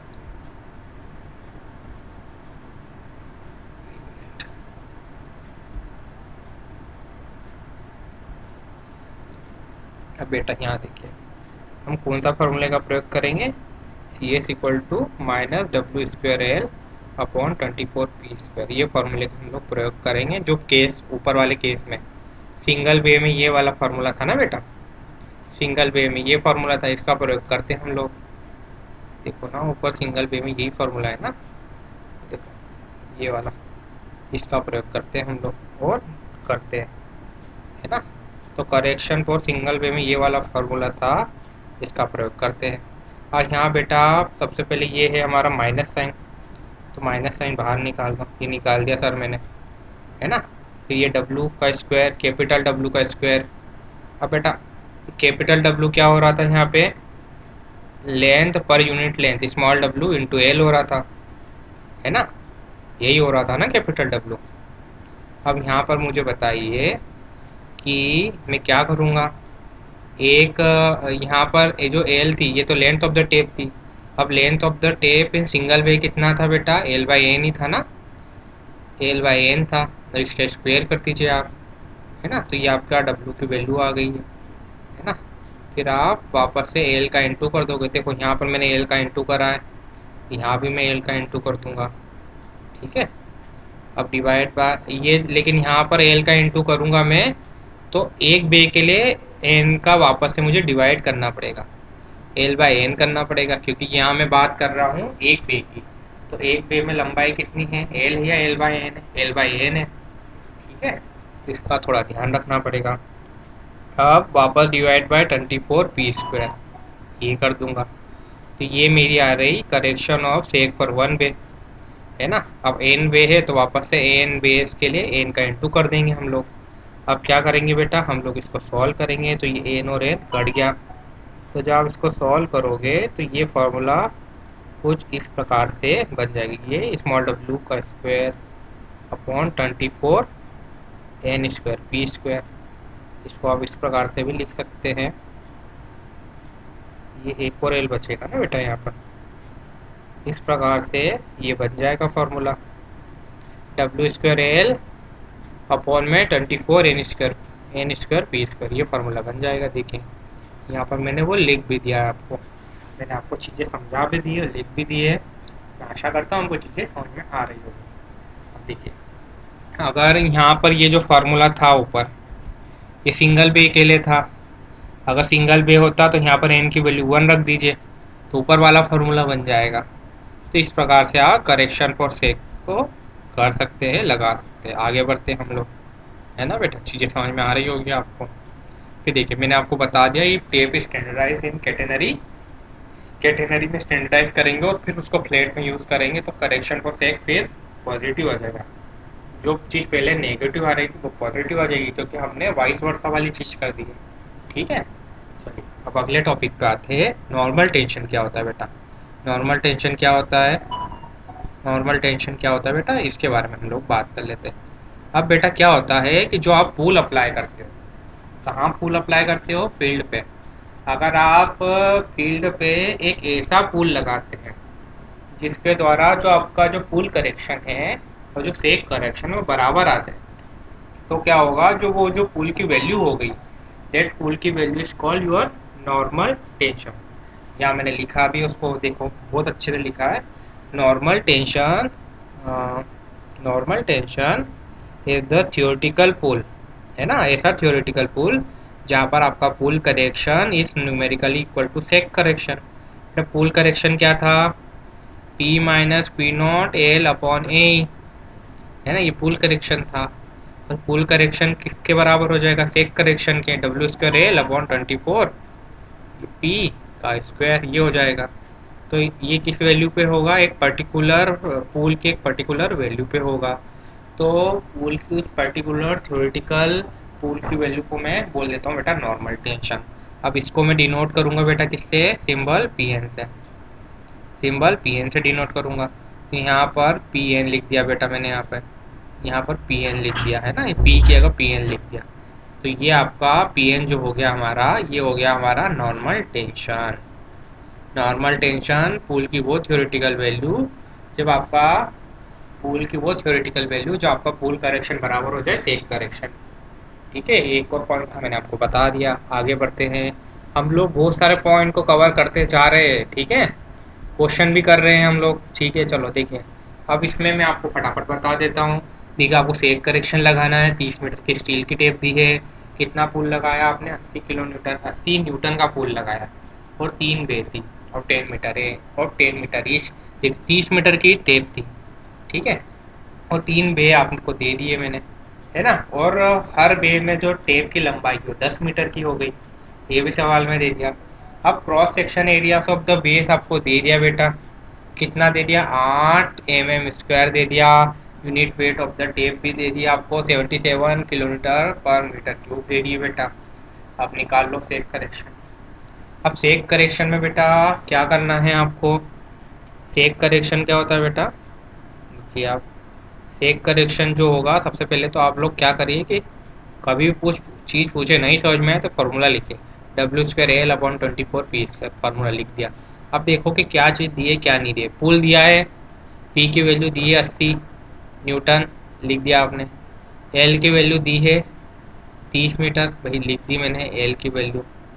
ठीक है, लेकिन अब देखो ये क्या बे वाली प्रॉब्लम हो गई, तो n² का भी नीचे क्या आ जाएगा? n² भी नीचे आ जाएगा। W²L/24 n²P²। अब n की वैल्यू भी बेटा यहाँ डाल दो। n की वैल्यू 3 आ जाएगी बेटा आपकी। ठीक है, इस प्रकार से आप देखते चलो। लेकिन आप यहाँ देख रहे हो कि आपको सर W की वैल्यू नहीं पता है। अब W क्या होता है? वेट। वेट क्या होगा बेटा? यूनिट वेट या स्पेसिफिक वेट इनटू वॉल्यूम। ठीक है, अब देखो स्पेसिफिक वेट दिया है हमारा, इसको 77 × 10⁻³ न्यूटन पर मीटर क्यूब मैंने बोल दिया है। अब वॉल्यूम क्या होता है बेटा? एरिया इंटू लेंथ लिख दो। मैं सिंपल भाषा में volume equal to area into length लिख दिया, है ना। अब लेंथ 30 मीटर दिया था, एरिया भी दिया था। अब एरिया था 8 mm², तो 8 × 10⁻⁻6 मीटर स्क्वायर लिख देता हूँ मैं, मीटर में कन्वर्ट करता हूँ तो ये एल को मीटर में ही रहने दो। ठीक है, ये क्योंकि ये नीचे भी मैंने मीटर क्यूब लिया है, तो ये मीटर और ये मीटर स्क्वायर कट जाएगा उसके द्वारा। तो यहाँ से मुझे बेटा वेट मिल जाएगा मेरा 18.48 न्यूटन। अब ये जो 18.48 न्यूटन को बेटा मैंने यहाँ डाल दिया फार्मूले में। ठीक है, n=3 था ही यहाँ पर, p की वैल्यू 80 थी बेटा मेरी, तो यहाँ से मेरा करेक्शन फॉर सेग आ जाएगा। देखो कितनी आसान चीज़ें हैं, आसान आसान क्वेश्चन है, हम लोग करते जा रहे हैं। ठीक है, थोड़ी बहुत चीज़ें हम लोग क्या कर रहे हैं कि थोड़े बहुत फॉर्मूले हम लोग कहीं सॉइल वगैरह में भी आपने शायद पढ़ा होगा, अगर आपका सॉइल पहले हो गया होगा, या फिर आपने ये weight equal to specific weight into volume में तो आपने स्कूल में ही पढ़ लिया होगा। ठीक है, चीज़ें हम लोग बहुत आसान आसान सी चीज़ों को करते जा रहे हैं। आगे बढ़ते हैं। देखिए, एक और क्वेश्चन करिए। ये क्वेश्चन करिए, देखो क्लास का टाइम क्वेश्चन करते हैं, न्यूमेरिकल करते हैं, इसलिए थोड़ा सा बड़ा हो जाता है। ठीक है, आगे करिए आप क्वेश्चन। देखिए, अब आपको नॉर्मल टेंशन निकालने का बोला है। अब इस सवाल में आपको लगेगा बेटा कैलकुलेटर, है ना। वैसे तो दूसरे क्वेश्चन में भी कैलकुलेटर लग रहा था, लेकिन इस सवाल को आप करोगे तो जो थ्योरेटिकल पूल है वहाँ पर शायद क्यूब, पी एन की पावर क्यूब वगैरह आएगी, तो कैलकुलेटर सॉल्व ही होगी वो, है ना। थोड़ा कैलकुलेटर का प्रयोग लगेगा। अब देखें यहाँ पर, पहले तो हम देख लेते हैं यहाँ पर बेटा क्या है कि calculator mind the normal tension for steel plate. ये एक स्टील की प्लेट थी बेटा, एक स्टील की प्लेट थी, है ना बेटा, है ना। ये इसको दो सपोर्ट के बीच में हमने, it is supported between two support, है ना। स्टील प्लेट दो सपोर्ट, दो steel plate is supported between two support. अब ये सपोर्ट के बीच की दूरी कितनी है बेटा? ये सपोर्ट के बीच की दूरी है बेटा 10 मीटर, ये आप सवाल में दी हुई है ना। अब यहाँ पर उन्होंने बोला है कि जो स्टैंडर्ड टेंशन है V0, उसकी वैल्यू उन्होंने दे दिया आपको। कितना दिया है बेटा? 65 न्यूटन दे दिया है। अब देखो wait of the tape is 0.62 Newton पर मीटर, यानी स्मॉल डब्ल्यू की वैल्यू दी है तुम्हें, बड़ा डब्ल्यू नहीं है, ये स्मॉल डब्ल्यू है। ठीक है, देखो आप न्यूटन पर मीटर दिया है ना। ठीक है, अब देखो, अब क्या करना है बेटा तुम्हें?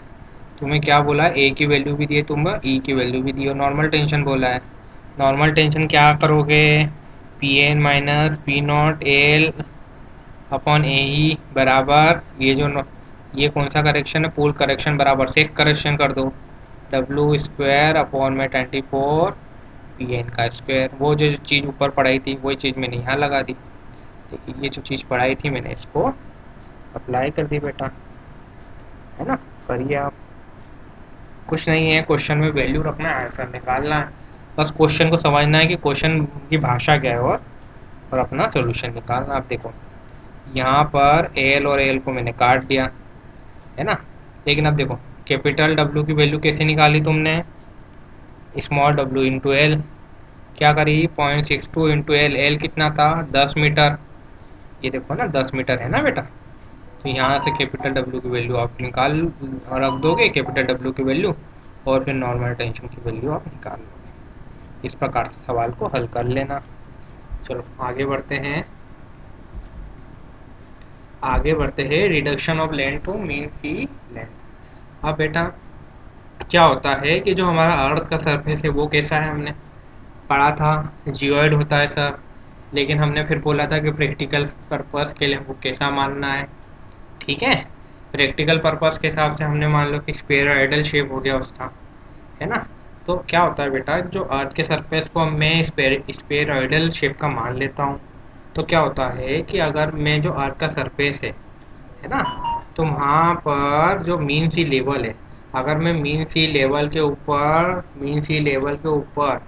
है ना, मीन सी लेवल के ऊपर अगर मेरी मीन सी लेवल से मान लीजिए कि किसी पर्टिकुलर एल्टीट्यूड पे अगर मैं लेंथ का जो मेजरमेंट करूँगा मीन सी लेवल से एच डिस्टेंस पर, एच एल्टीट्यूड पर अगर मैं लेंथ का मेजरमेंट करूँगा, तो जो मेजर्ड लेंथ होगी बेटा वो हमेशा मीन सी लेवल पर जो इक्वलेंट लेंथ है, मीन सी लेवल पर जो इक्वलेंट लेंथ आएगी उससे वो मेजर लेंथ हमेशा ज़्यादा ही होगी।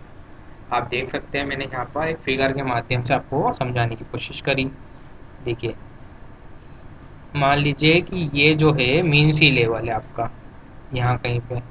अब यहाँ मीन सी लेवल पे जो इक्वलेंट लेंथ थी उसको मैंने बोल दिया एल एम एस एल। या तो आप इस फिगर को देखिए या इस फिगर को देखिए, एक ही है वो चीज़ है, ठीक है। अब देखो तो क्या हो रहा था बेटा कि जो लेंथ मैंने मीन सी लेवल से एच एल्टीट्यूड ऊपर नापी थी, तो जो लेंथ आ रही थी हमारी मेजर लेंथ आ रही थी उसको मैंने बोल दिया बेटा एल। अब आप देखो ये जो लेंथ एल है जो मैंने मेजर्ड करी है, ये किससे अधिक आ रही, जो इक्वलेंट लेंथ होती कहाँ पे, मीन सी लेवल पे, उससे अधिक ही आती है। तो क्या करना पड़ेगा कि मुझे reduction of length to mean sea level वाला एक नया करेक्शन पढ़ना पड़ेगा। क्या होता है, ठीक है, तो हम इसको पढ़ते हैं। देखिए आप यहाँ पे क्या लिखा है मैंने कि मेजर लेंथ और different altitudes are sometime reduce to common level. Common level पे हम लोग रिड्यूस करते हैं, और कॉमन लेवल मैंने बोल दिया मीन सी लेवल, है ना। मीन सी लेवल है, कॉमन लेवल को बोल दिया बेटा मैंने। अब यहाँ मैंने वापस से लिख दिया कि सर अर्थ को स्पेरिटिकल शेप की मानी है, तो measure distance of any altitude 8 above the mean sea level क्या होगी बेटा, ज़्यादा ही होगी इक्वलेंट लेंथ से मीन सी लेवल पे जो इक्वलेंट लेंथ है। देखिए मैंने फिगर के माध्यम से भी आपको समझा दी ये चीज़ें, ठीक है। ए और बी पॉइंट के बीच की जो दूरी है L, it is greater than length at mean sea level, L equivalent जो भी है, ये एल एम एस एल बोल दो, आप कुछ भी बोल दो। तो बेटा अब क्या होगा, तो मुझे रिडक्शन लगाना पड़ेगा to reduction length to mean sea level. तो क्या हो जाएगा बेटा आपका करेक्शन क्या हो जाएगा, देखिए आप यहाँ पे L M S L minus L ही हो जाएगा।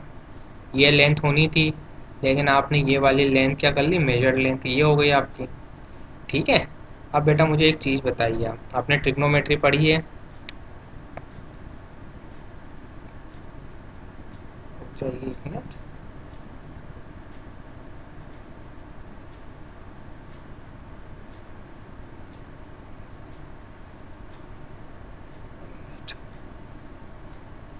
हाँ देखिए, अब यहाँ पर लेंथ तक मीन सी लेवल कितना होगा बेटा, आप देखिए ये हो गया आपका आर, ये टीटा।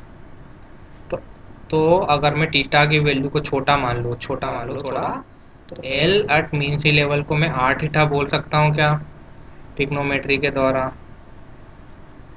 ये एल, ये आर और ये टीटा।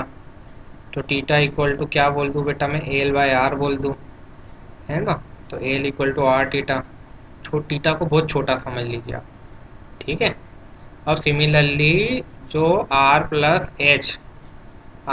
एच होता है यहाँ पर, है ना, तब मेरी जो एल की, अगर मैं एल की वैल्यू निकालता, ये वाली तो मीन सी लेवल वाली एल हो गई, है ना। तो अगर मुझे एल की वैल्यू निकालनी है ना, इस मेजर लेंथ निकालनी, तो कैसे निकाल लोगे, वापस ट्रिग्नोमेट्री का प्रयोग करके निकालिए आप। तो एल की वैल्यू क्या हो जाएगी बेटा यहाँ से, R plus H into theta हो जाएगी, ठीक है। तो अब जब आप इसको सॉल्व करोगे तो करेक्शन वाला वैल्यू कितना आ जाएगा आपका, माइनस एच थीटा आ जाएगा। बिल्कुल सही बात है। लेकिन बेटा आप ट्रिग्नोमेट्रिक से देखो, जो थीटा है मेरा, L upon H plus R होगा, टी का इक्वल टू एल अपॉन में एच प्लस आर होगा। ये एल, इसको मैंने बात करी है यहाँ पे, है ना। अब बेटा क्या हो रहा है कि जो मेरा एल्टीट्यूड है, मीन सी लेवल से जितनी ऊंचे एल्टीट्यूड पे मैं मेजरमेंट कर रहा हूँ, वो altitude radius of the earth के कंपेयर में तो बहुत छोटा होगा, बहुत छोटा होगा ना, बहुत छोटा होगा। मेरा एज आर के कंपेयर में बहुत छोटा होगा। तो theta equal to approximately L upon R भी मैं लिख सकता हूँ बेटा। ये बड़ी वैल्यू है, ये बहुत छोटी वैल्यू, तो इसका कुछ प्रभाव आएगा नहीं। तो approximately theta equal to L by R लिख दूंगा बेटा मैं। अब क्या करना है कि ये जो करेक्शन था, क्या C H equal to minus H theta, तो टीटा की वैल्यू लिख तो माइनस एच, अब टीटा की वैल्यू लिख दो एल बाई आर। तो बेटा करेक्शन का जो फॉर्मूला बन जाएगा minus H L by R बन जाएगा। मुझे आशा है कि आपको ट्रिग्नोमेट्री की चीज़ें आ रही होगी, आपने पढ़ी होगी ट्रिग्नोमेट्री अच्छे से, तो कुछ कुछ चीज़ें आपको समझ में आ रही होगी। टेन टीटा कैसे निकालते हैं, अगर टीटा की वैल्यू बहुत छोटी है तो उसको अप्रॉक्सीमेटली टीटा टेंडिंग करेगी, वो आपने अच्छे से चीज़ें पढ़ी होगी 11th-12th में, ठीक है। आगे बढ़ते हैं। अगर नहीं पढ़ी है तो बस फिर फार्मूला याद कर लो, ये मत देखो कैसे आया, ठीक है। अगर नहीं पढ़ी है इतने अच्छे से तो केवल ये याद कर लो, अपना तो काम बन जाएगा, फार्मूला ही रट लो और कुछ मत करो। डेराइव थोड़ी करना है आपसे गेट के एग्ज़ाम में, ठीक है, मैंने तो बता दिया आपको। क्लास का समय बड़ा हो जाता है, डेरिवेशन या एनालिसिस करते हैं हम चीज़ों को, तो ठीक है, इतना जाना नहीं है, अगर केवल क्वेश्चन लगाने प्रैक्टिस करनी है तो, ठीक है। चलिए एक क्वेश्चन को हल करिए। अब देखो, length of line measure 300 metre, यानी एज की वैल्यू दी है, above the mean sea level was found to be इतना 1000। तो यहाँ पर बेटा इस सवाल में आपको correction for mean sea level निकालना है। एक रेडियस ऑफ द अर्थ कितना है, 6370 किलोमीटर है। तो आप निकाल लोगे, कैसे निकाल लोगे, minus H L by R कर देना आप। एच की वैल्यू दी है आपको 300 मीटर, एल की वैल्यू क्या है बेटा, 1000 मीटर है। अब देखो, अब जो आर की वैल्यू है ये कितने में दी है आपको, किलोमीटर में दी है, तो नीचे 1000 से इंटू कर देना आप, तो ये भी मीटर में आ जाएगी। जो करेक्शन आएगा फिर वो किस में आ जाएगा, मीटर में आ जाएगा। तो इस प्रकार से आप आंसर निकाल सकते हैं। आसान आसान चीज़ें हैं, समझने का तरीका आना चाहिए बस, ठीक है। अब देखो अगले पे आ जाओ, करेक्शन फॉर मिस अलाइनमेंट। अब बेटा ये पहले तो मैं इसको खींच देता हूँ ना लाइन को लंबा।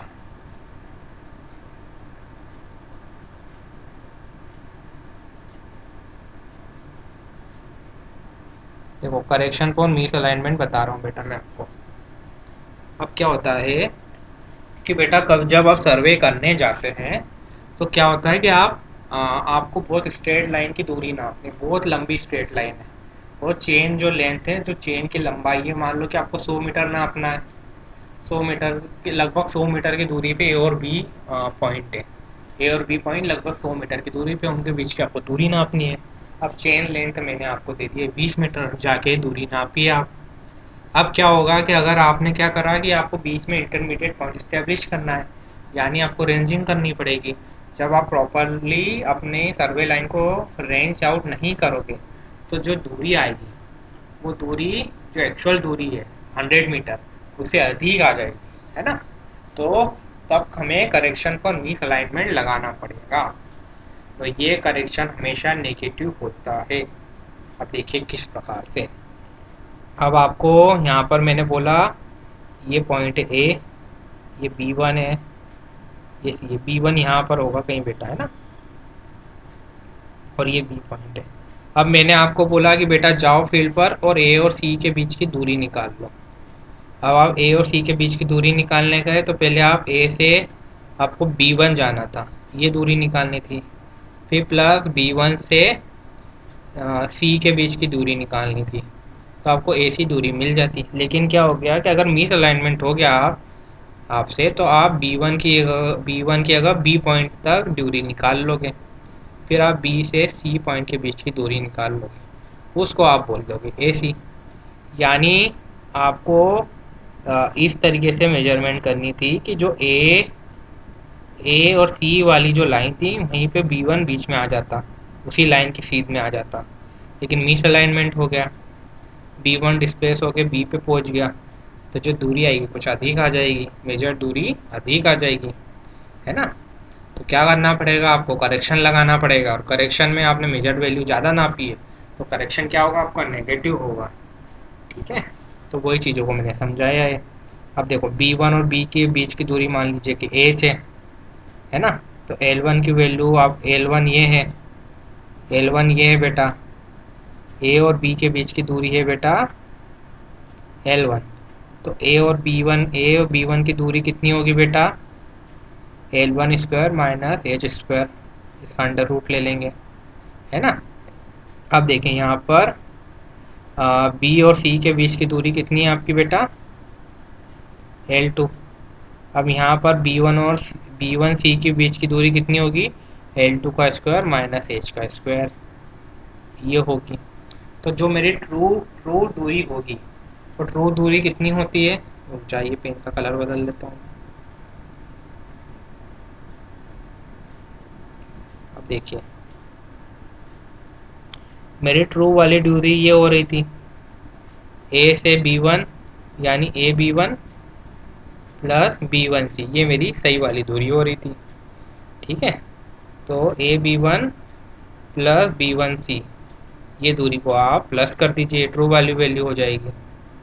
ये देखिए मैंने कर दी, इसमें से मेजर्ड दूरी को आप घटा दीजिए तो आपको करेक्शन आ जाएगा। वही चीज़ें मैंने यहाँ नोट में लिख दी है, आपको अच्छे से लिख दी है मैंने। ठीक है, अच्छे से रेंजिंग आउट नहीं करोगे इसलिए ये करेक्शन लगाना पड़ेगा आपको। ठीक है, तो मैंने आपको 7 करेक्शन बता दिए हैं टेप में, 2 करेक्शन मैंने आपको चेन में बताए। अब क्या होता है कि कभी कभी क्वेश्चन में डाटा दिया जाता है, पूल के हिसाब से भी एक्स्ट्रा डाटा दे देंगे आपको, टेम्परेचर के हिसाब से भी दे देंगे, है ना, और हो सकता है मीन सी लेवल के हिसाब से भी कुछ डाटा दे दे। तो आपको क्या है कि जब आपको करेक्ट लेंथ निकालनी है टेप की, तो आपको हर प्रकार का करेक्शन अपने सवाल में लगाना पड़ेगा, और जो फाइनल करेक्शन है वो निकालना पड़ेगा हर प्रकार का करेक्शन लगा के। उस फाइनल करेक्शन को आप मेजर लेंथ में जोड़ दोगे तो आपको correct length of the tape मिल जाएगी।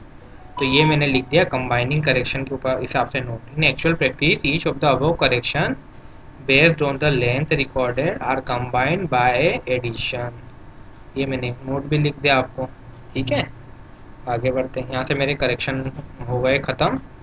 अब मैं आपको कुछ 2 पन्ने की बेसिक थ्योरी वो बता देता हूँ, जल्दी से 5 या 10 मिनट में ख़त्म कर देता हूँ मैं, है ना।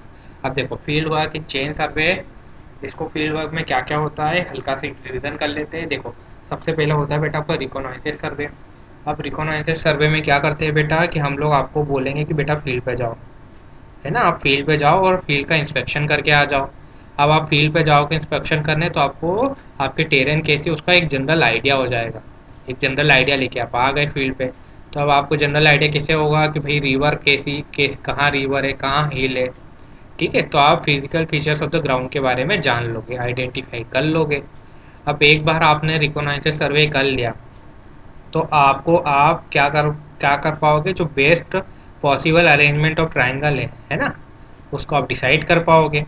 एक बार आपने बेस्ट अरेंजमेंट ऑफ ट्राइंगल आपने डिसाइड कर लिया तो क्या मदद मिलेगी आपको, best suitable position of main survey line main best suitable position of main survey station और सर्वे लाइन को आप फिर सेलेक्ट कर पाएंगे। ठीक है, ये रिकॉग्नाइजेस पहली स्टेप होती है field work in chain survey में। अब एक बार आपने रिकॉग्नाइजेस कर लिया, फिर आपको क्या करना पड़ेगा, ग्राउंड पर स्टेशन की मार्किंग करनी पड़ेगी। ठीक है, अब बेटा आप गए, आपने जनरल आइडिया तो ले लिया, अब जनरल आइडिया लेके आप आ गए, अब अगली स्टेप पे जाओ, है ना। After completion of reconnaissance survey best suitable position of service station are mark out. जैसे मैंने आपको बताया था, आपने 4 स्टेशन मार्क कर लिए थे, ए सी बी डी। हमने पढ़ा था ये कल की क्लास में, कल के वीडियो लेक्चर में। ठीक है, लीनियर मेजरमेंट पार्ट 1 में, है ना।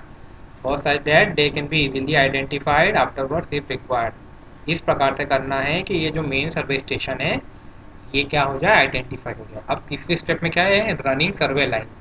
अब रनिंग सर्वे लाइन में क्या करोगे, जो मेन स्टेशन है इनके बीच इनको जोड़ दो एक लाइन के द्वारा, तो वो लाइन क्या हो गई, हमारी सर्वे लाइन हो गई। ठीक है, जो भी मेन स्टेशन है ए बी सी डी, इनके बीच में एक सर्वे लाइन ड्रॉ कर दीजिए, है ना, ये सी ए, है ना, इनके बीच में सर्वे लाइन ड्रॉ कर दीजिए। तो survey lines are run to measure the distance between main station and to locate the adjacent detail by taking offset. Offset भी पढ़ाया था कल, टाई लाइन वगैरह हर चीज़ बता दी थी। ठीक है, अब फोर्थ स्टेप में आप क्या करोगे, फोर्थ स्टेप में आप क्या करोगे, offset are lateral distance measure from survey line to station वो detail is to be plotted. ये भी कल बताया था। ऑफसेट आपका क्या हो सकता है, परपेंडिकुलर ऑफसेट भी हो सकता है, लेकिन जरूरी नहीं परपेंडिकुलर ऑफसेट है, ऑब्लिक ऑफसेट भी हो सकता है, उसको मैंने टाई बोल दिया था। ठीक है, काफ़ी सारी चीज़ें कल ही बता दी थी, बेसिक बेसिक यहाँ और अच्छे से लिख दिया मैंने। ठीक है, आगे बढ़ते हैं। अब बेटा क्या हो रहा है कि जब भी आप ऑफसेट लेते हैं तो ऑफसेट की जो मैक्सिमम लेंथ होती है वो कुछ पर्टिकुलर पॉइंट पे निर्भर करती है कि स्केल का आप प्रयोग कर रहे हैं, आपका नेचर ऑफ ग्राउंड कैसा है, आपका ग्राउंड स्मूथ लेवल सरफेस है, अंडुलेटिंग ग्राउंड है, और कितनी एक्यूरेसी आपको फील्ड में चाहिए, उस पर आपकी maximum length of offset depend करती है। और इसी प्रकार से डिग्री ऑफ एक्यूरेसी हो गई वो स्केल पे, लेंथ ऑफ द ऑफसेट पे, ये इम्पोर्टेंट डिटेल जो आपको फील्ड में important detail for which offset is taken, इस पे भी आपकी डिग्री ऑफ एक्यूरेसी निर्भर करती है। ये कुछ और पॉइंट है, नोट में मैंने लिख दिया आपको। फार्मूले वार्मूले तो कुछ बनेंगे नहीं इसमें, जनरल डिटेल है ना, ऊपर ऊपर से मैं बता रहा हूँ आपको, एक्स्ट्रा चीज़ें है कुछ। ठीक है, अब देखो, अब आप जब चेनिंग कर रहे हैं तो चेनिंग में क्या हो सकता है बेटा, कुछ ना कुछ ऑब्स्टिकल आ जाएंगे। जैसे मान लीजिए कि आपको ए पॉइंट, ये मेरा ए पॉइंट है, और बी पॉइंट के बीच में चेनिंग करनी थी, लेकिन क्या हो गया बेटा कि बीच में एक छोटा सा नाला आ गया। अभी क्या हो गया कि पानी वानी भरा गया बरसात के मौसम में, आपको तो चेनिंग करनी थी, लेकिन अब क्या हो गया बेटा, यहाँ पर पानी भरा गया, है ना, और एक छोटा सा पोन बन गया। आप क्या करोगे, चेनिंग अराउंड द ऑब्स्टिकल करोगे। यहाँ से परपेंडिकुलर दूरी नापी मैंने, फिर यहाँ से वो डी पे गया, फिर यहाँ से परपेंडिकुलर ड्रॉप करा। ठीक है, जैसे स्मॉल लेक हो गई, स्मॉल बेंड इन रिवर एक्सेट्रा हो गई, तो यहाँ पर ये केस बनता है, चेनिंग अराउंड राउंड ऑब्स्टिकल पॉसिबल, ये वाला केस बनता है। मतलब ऑब्स्टिकल रहेगा तब भी मैं उसके अराउंड द ऑब्स्टिकल में चेनिंग को कर सकता हूँ, चेनिंग पॉसिबल है। कैसे पॉसिबल है, मेरे को ए और बी पॉइंट के बीच की दूरी निकालनी थी, इसको मैंने सी और डी पॉइंट के बीच की दूरी निकाल के वो दूरी को मैंने हासिल कर लिया, ये जान लिया। तो ये छोटा सा केस हो गया। लेकिन कभी कभी क्या होता है कि बहुत लंबी रिवर आती है ना। अभी तो मैंने छोटी सी नदी या नाला बोला था, स्मॉल बेंडन रिवर बोला था, लेकिन बेटा बहुत अगर रिवर आपकी कंटिन्यूस है, ये देखिए, ये आपकी रिवर जा रही है, बहुत लंबी है रिवर ये। ठीक है, बहुत लंबी रिवर है आपकी, है ना, ये आपकी रिवर जा रही थी। अब क्या होगा कि अब मैंने बोला कि बेटा जाओ जाके चेनिंग करो। अब यहाँ पर नाला होता तो आप तो फटाक से चले जाते, जहाँ नाला ख़त्म होता उसके उसके आगे जाके आप सीधी दूरी ना पाते, लेकिन यहाँ तो पॉसिबल है नहीं।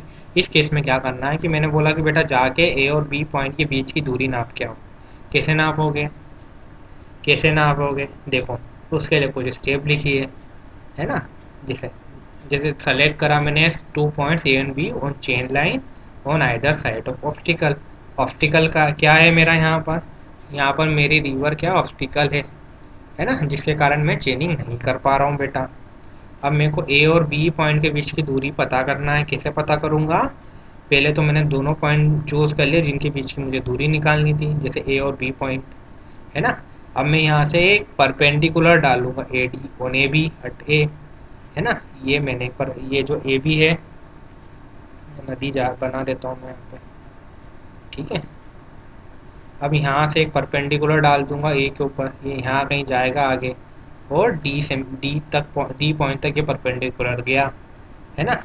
अब यहाँ पर बाइसेक्ट कर दूंगा ए डी कॉट सी। अब बाइसेक्ट करना मतलब क्या है कि ये जो लाइन है ए डी, इसको दो इक्वल भागों में बांट दूँ मैं, यानी मैंने इसको बाइसेक्ट करा बेटा आपका, मान लीजिए पॉइंट सी पे। अब बाइसेक्ट करा है तो जो ए डी वाली लाइन है, इसको दो भागों में तोड़ा है ना। तो ए डी बाई टू जो होगा, it is equal to C D equal to A C, ये होगा मेरा, ठीक है बेटा। ये बात ध्यान रखो, मैंने बाइसेक्ट करा है ए डी को एट सी, है ना। अब क्या करना है कि अब मैं डी पॉइंट पे आ जाऊँ वापस से, और डी ई परपेंडिकुलर डालूँगा डी पे, है ना। देखो, अब मैं क्या करूँगा, एक परपेंडिकुलर डालूँगा डी से, है ना।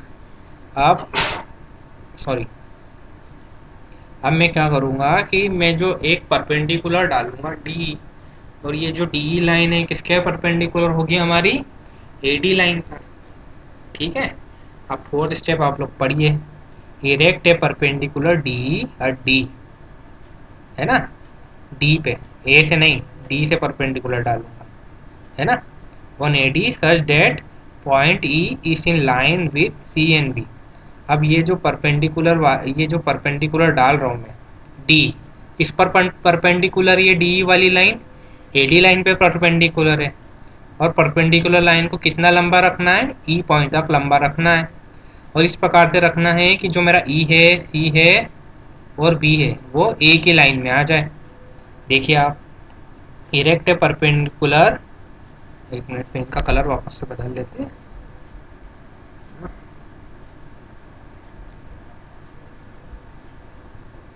देखिए, erect perpendicular D at D on A D, है ना। तो मैंने डी परपेंडिकुलर खींच दिया ए डी लाइन पर, किस जगह से, किस जगह से, डी वाली जगह से, है ना। और कहाँ तक गया ये परपेंडिकुलर दूरी, डी से ई तक गया, है ना। और इस प्रकार से ई तक जाना है कि जो ई वाला जो पॉइंट है, it is in line with C and B, it is in line with C and B, यानी ई, सी और बी एक ही लाइन में होगा बेटा आपका। अब आप यहाँ से ये ऑब्जर्व करोगे बेटा, जो ट्राइंगल बन रहा है आपका, जो ट्राइंगल बन रहा है ई डी सी, है ना, और ट्राइंगल बी ए सी, ये दोनों क्या होंगे, आपके सिमिलर ट्राइंगल होंगे। अब आप यहाँ से सिमिलर ट्राइंगल है तो आपको ये पता चल जाएगा, जो दूरी डी ई है, ये दूरी ए बी के बराबर होगा। जो दूरी डी ई है, इट इज इक्वल टू दूरी ए बी, ठीक है। अब आपको क्या पता चल गया कि ए बी जो लाइन है, ए बी जो लाइन है, ए पॉइंट और बी पॉइंट है, इनके बीच में तो नदी जा रही थी, लेकिन इनकी फिर भी लंबाई आपको पता चल गई, ठीक है। अब देखो, अब आपको चेन है जो बी पता करना है, तो क्या करोगे आप, चेन है जो बी पता करना है, तो चेन है जो ए तो आपको पता ही था, क्योंकि ए तक तो आपने चेनिंग कर ली थी। ए के आगे आप चेनिंग नहीं कर पा रहे थे क्योंकि नदी चालू हो गई थी, रिवर चालू हो गई थी। फिर इसके बाद आप लोग क्या करना है कि आपको लेंथ ऑफ ए बी चाहिए, तो लेंथ ऑफ ए बी कितनी है, किसके बराबर होती है, लेंथ ऑफ डी के। तो यहाँ पर लेंथ ऑफ डी या ई डी आप जो इसके साथ चेन के साथ जोड़ दीजिए, तो आपको चेन है जो बी मिल जाएगा बेटा, ठीक है। ये एक और पॉइंट था, मैंने आपको बता दिया, ठीक है। प्रैक्टिकल चीज़ें भी बताते जा रहा हूँ मैं। चलो, है ना, ख़त्म कर रहा हूँ मैं आज की क्लास। ये पेज आ गया, ठीक, कोई बात नहीं। अब देखो, मैंने यहाँ लिखा गया है, मैं यही बता देता हूँ, शॉर्ट में तो बताना है चीज़ें। देखो, ये चीज़ है रिकॉर्डिंग मेजरमेंट, इसके बारे में आपको बता दूँ। जैसे आप क्या करते हैं कि जब आप फील्ड में जाओगे, तो आपको फील्ड में क्या करना पड़ेगा, मेजरमेंट को रिकॉर्ड करना पड़ेगा। तो एक हमारी होती है फील्ड बुक, आप लोग जो भी मेजरमेंट करोगे, सर्वेइंग मेजरमेंट करोगे, उसको फील्ड बुक में नोट डाउन करोगे। अब आजकल आती है डबल लाइन फील्ड बुक, एक डबल लाइन फील्ड बुक आती है ना, उसमें आप मेजरमेंट की रिकॉर्डिंग करेंगे, है ना। ये एक चीज़ आप याद रखना है, फिर एक और जो पॉइंट है बेटा वो है क्रॉस टॉप सर्वे। क्रॉस टॉप सर्वे के बारे में मैंने आपको बता देता हूँ। क्रॉस टॉप सर्वे में क्या करते हैं बेटा, ये जो क्रॉस टॉप सर्वे है ये नई हेडिंग है, ये एक special type of chain survey रहता है, special type of chain survey रहता है ना। अब लेकिन जिसमें मैंने क्या लिखा है बेटा, क्रॉस टॉप सर्वे, तो क्रॉस टॉप सर्वे है तो क्रॉस टॉप का प्रयोग तो करूँगा ही ना, उसके हिसाब से तो नाम आया है इसका। तो यहाँ पर मैं क्रॉस टॉप का यूज़, सॉरी क्रॉस टॉप सर्वे में मैं क्रॉस टॉप का यूज़ करूँगा बेटा, है ना। और क्रॉस टॉप के द्वारा मैं सेट आउट करूँगा मेरे परपेंडिकुलर ऑफसेट को। ठीक है, क्रॉस टॉप के द्वारा मैं अपने परपेंडिकुलर ऑफसेट को सेट आउट करूँगा ऑन द बेस लाइन, है ना। इसलिए इसको नाम दे दिया मैंने क्रॉस टॉप सर्वे, क्योंकि मैं क्रॉस टॉप का प्रयोग कर रहा हूँ, है ना। अब बेटा क्या हो रहा है कि इस सर्वे में मैं क्या करूँगा कि चेन या टेप का प्रयोग करूँगा, है ना। चेन या टेप के प्रयोग के द्वारा मैं बेस लाइन या परपेंडिकुलर ऑफसेट को मेजर कर लूँगा, है ना। और क्या करूँगा मैं, जो भी एरिया निकालूंगा उसको, क्रॉस टॉप सर्वे में जो भी एरिया निकालूंगा उसको मैं एक सूटेबल स्केल के द्वारा अपलोड करूँगा, ठीक है। और इसका प्रयोग हम जनरली, जैसे हमको लोकेट बाउंड्री ऑफ फील्ड की बाउंड्री लोकेट करने में हम इसका प्रयोग कर सकते हैं, ताकि एक बार हमने फील्ड की बाउंड्री लोकेट कर दी फिर हम इसका एरिया, जो फील्ड का एरिया उसका कैलकुलेशन कर लेंगे। So I can say that it is use to locate boundary of field for calculating area. तो यहीं पे मैं आज आपका ये चैप्टर ख़त्म करता हूँ, लीनियर मेजरमेंट। हमने काफ़ी करेक्शन के बारे में बात कर ली है और थोड़ी बहुत जनरल थ्योरी हमने आखिर में कवर कर ली है बेटा, ठीक है। तो आज की क्लास में बंद करता हूँ यहाँ पर। Okay, all the best. आप लोग अच्छे से पढ़ाई करिए, मेहनत करते रहिए।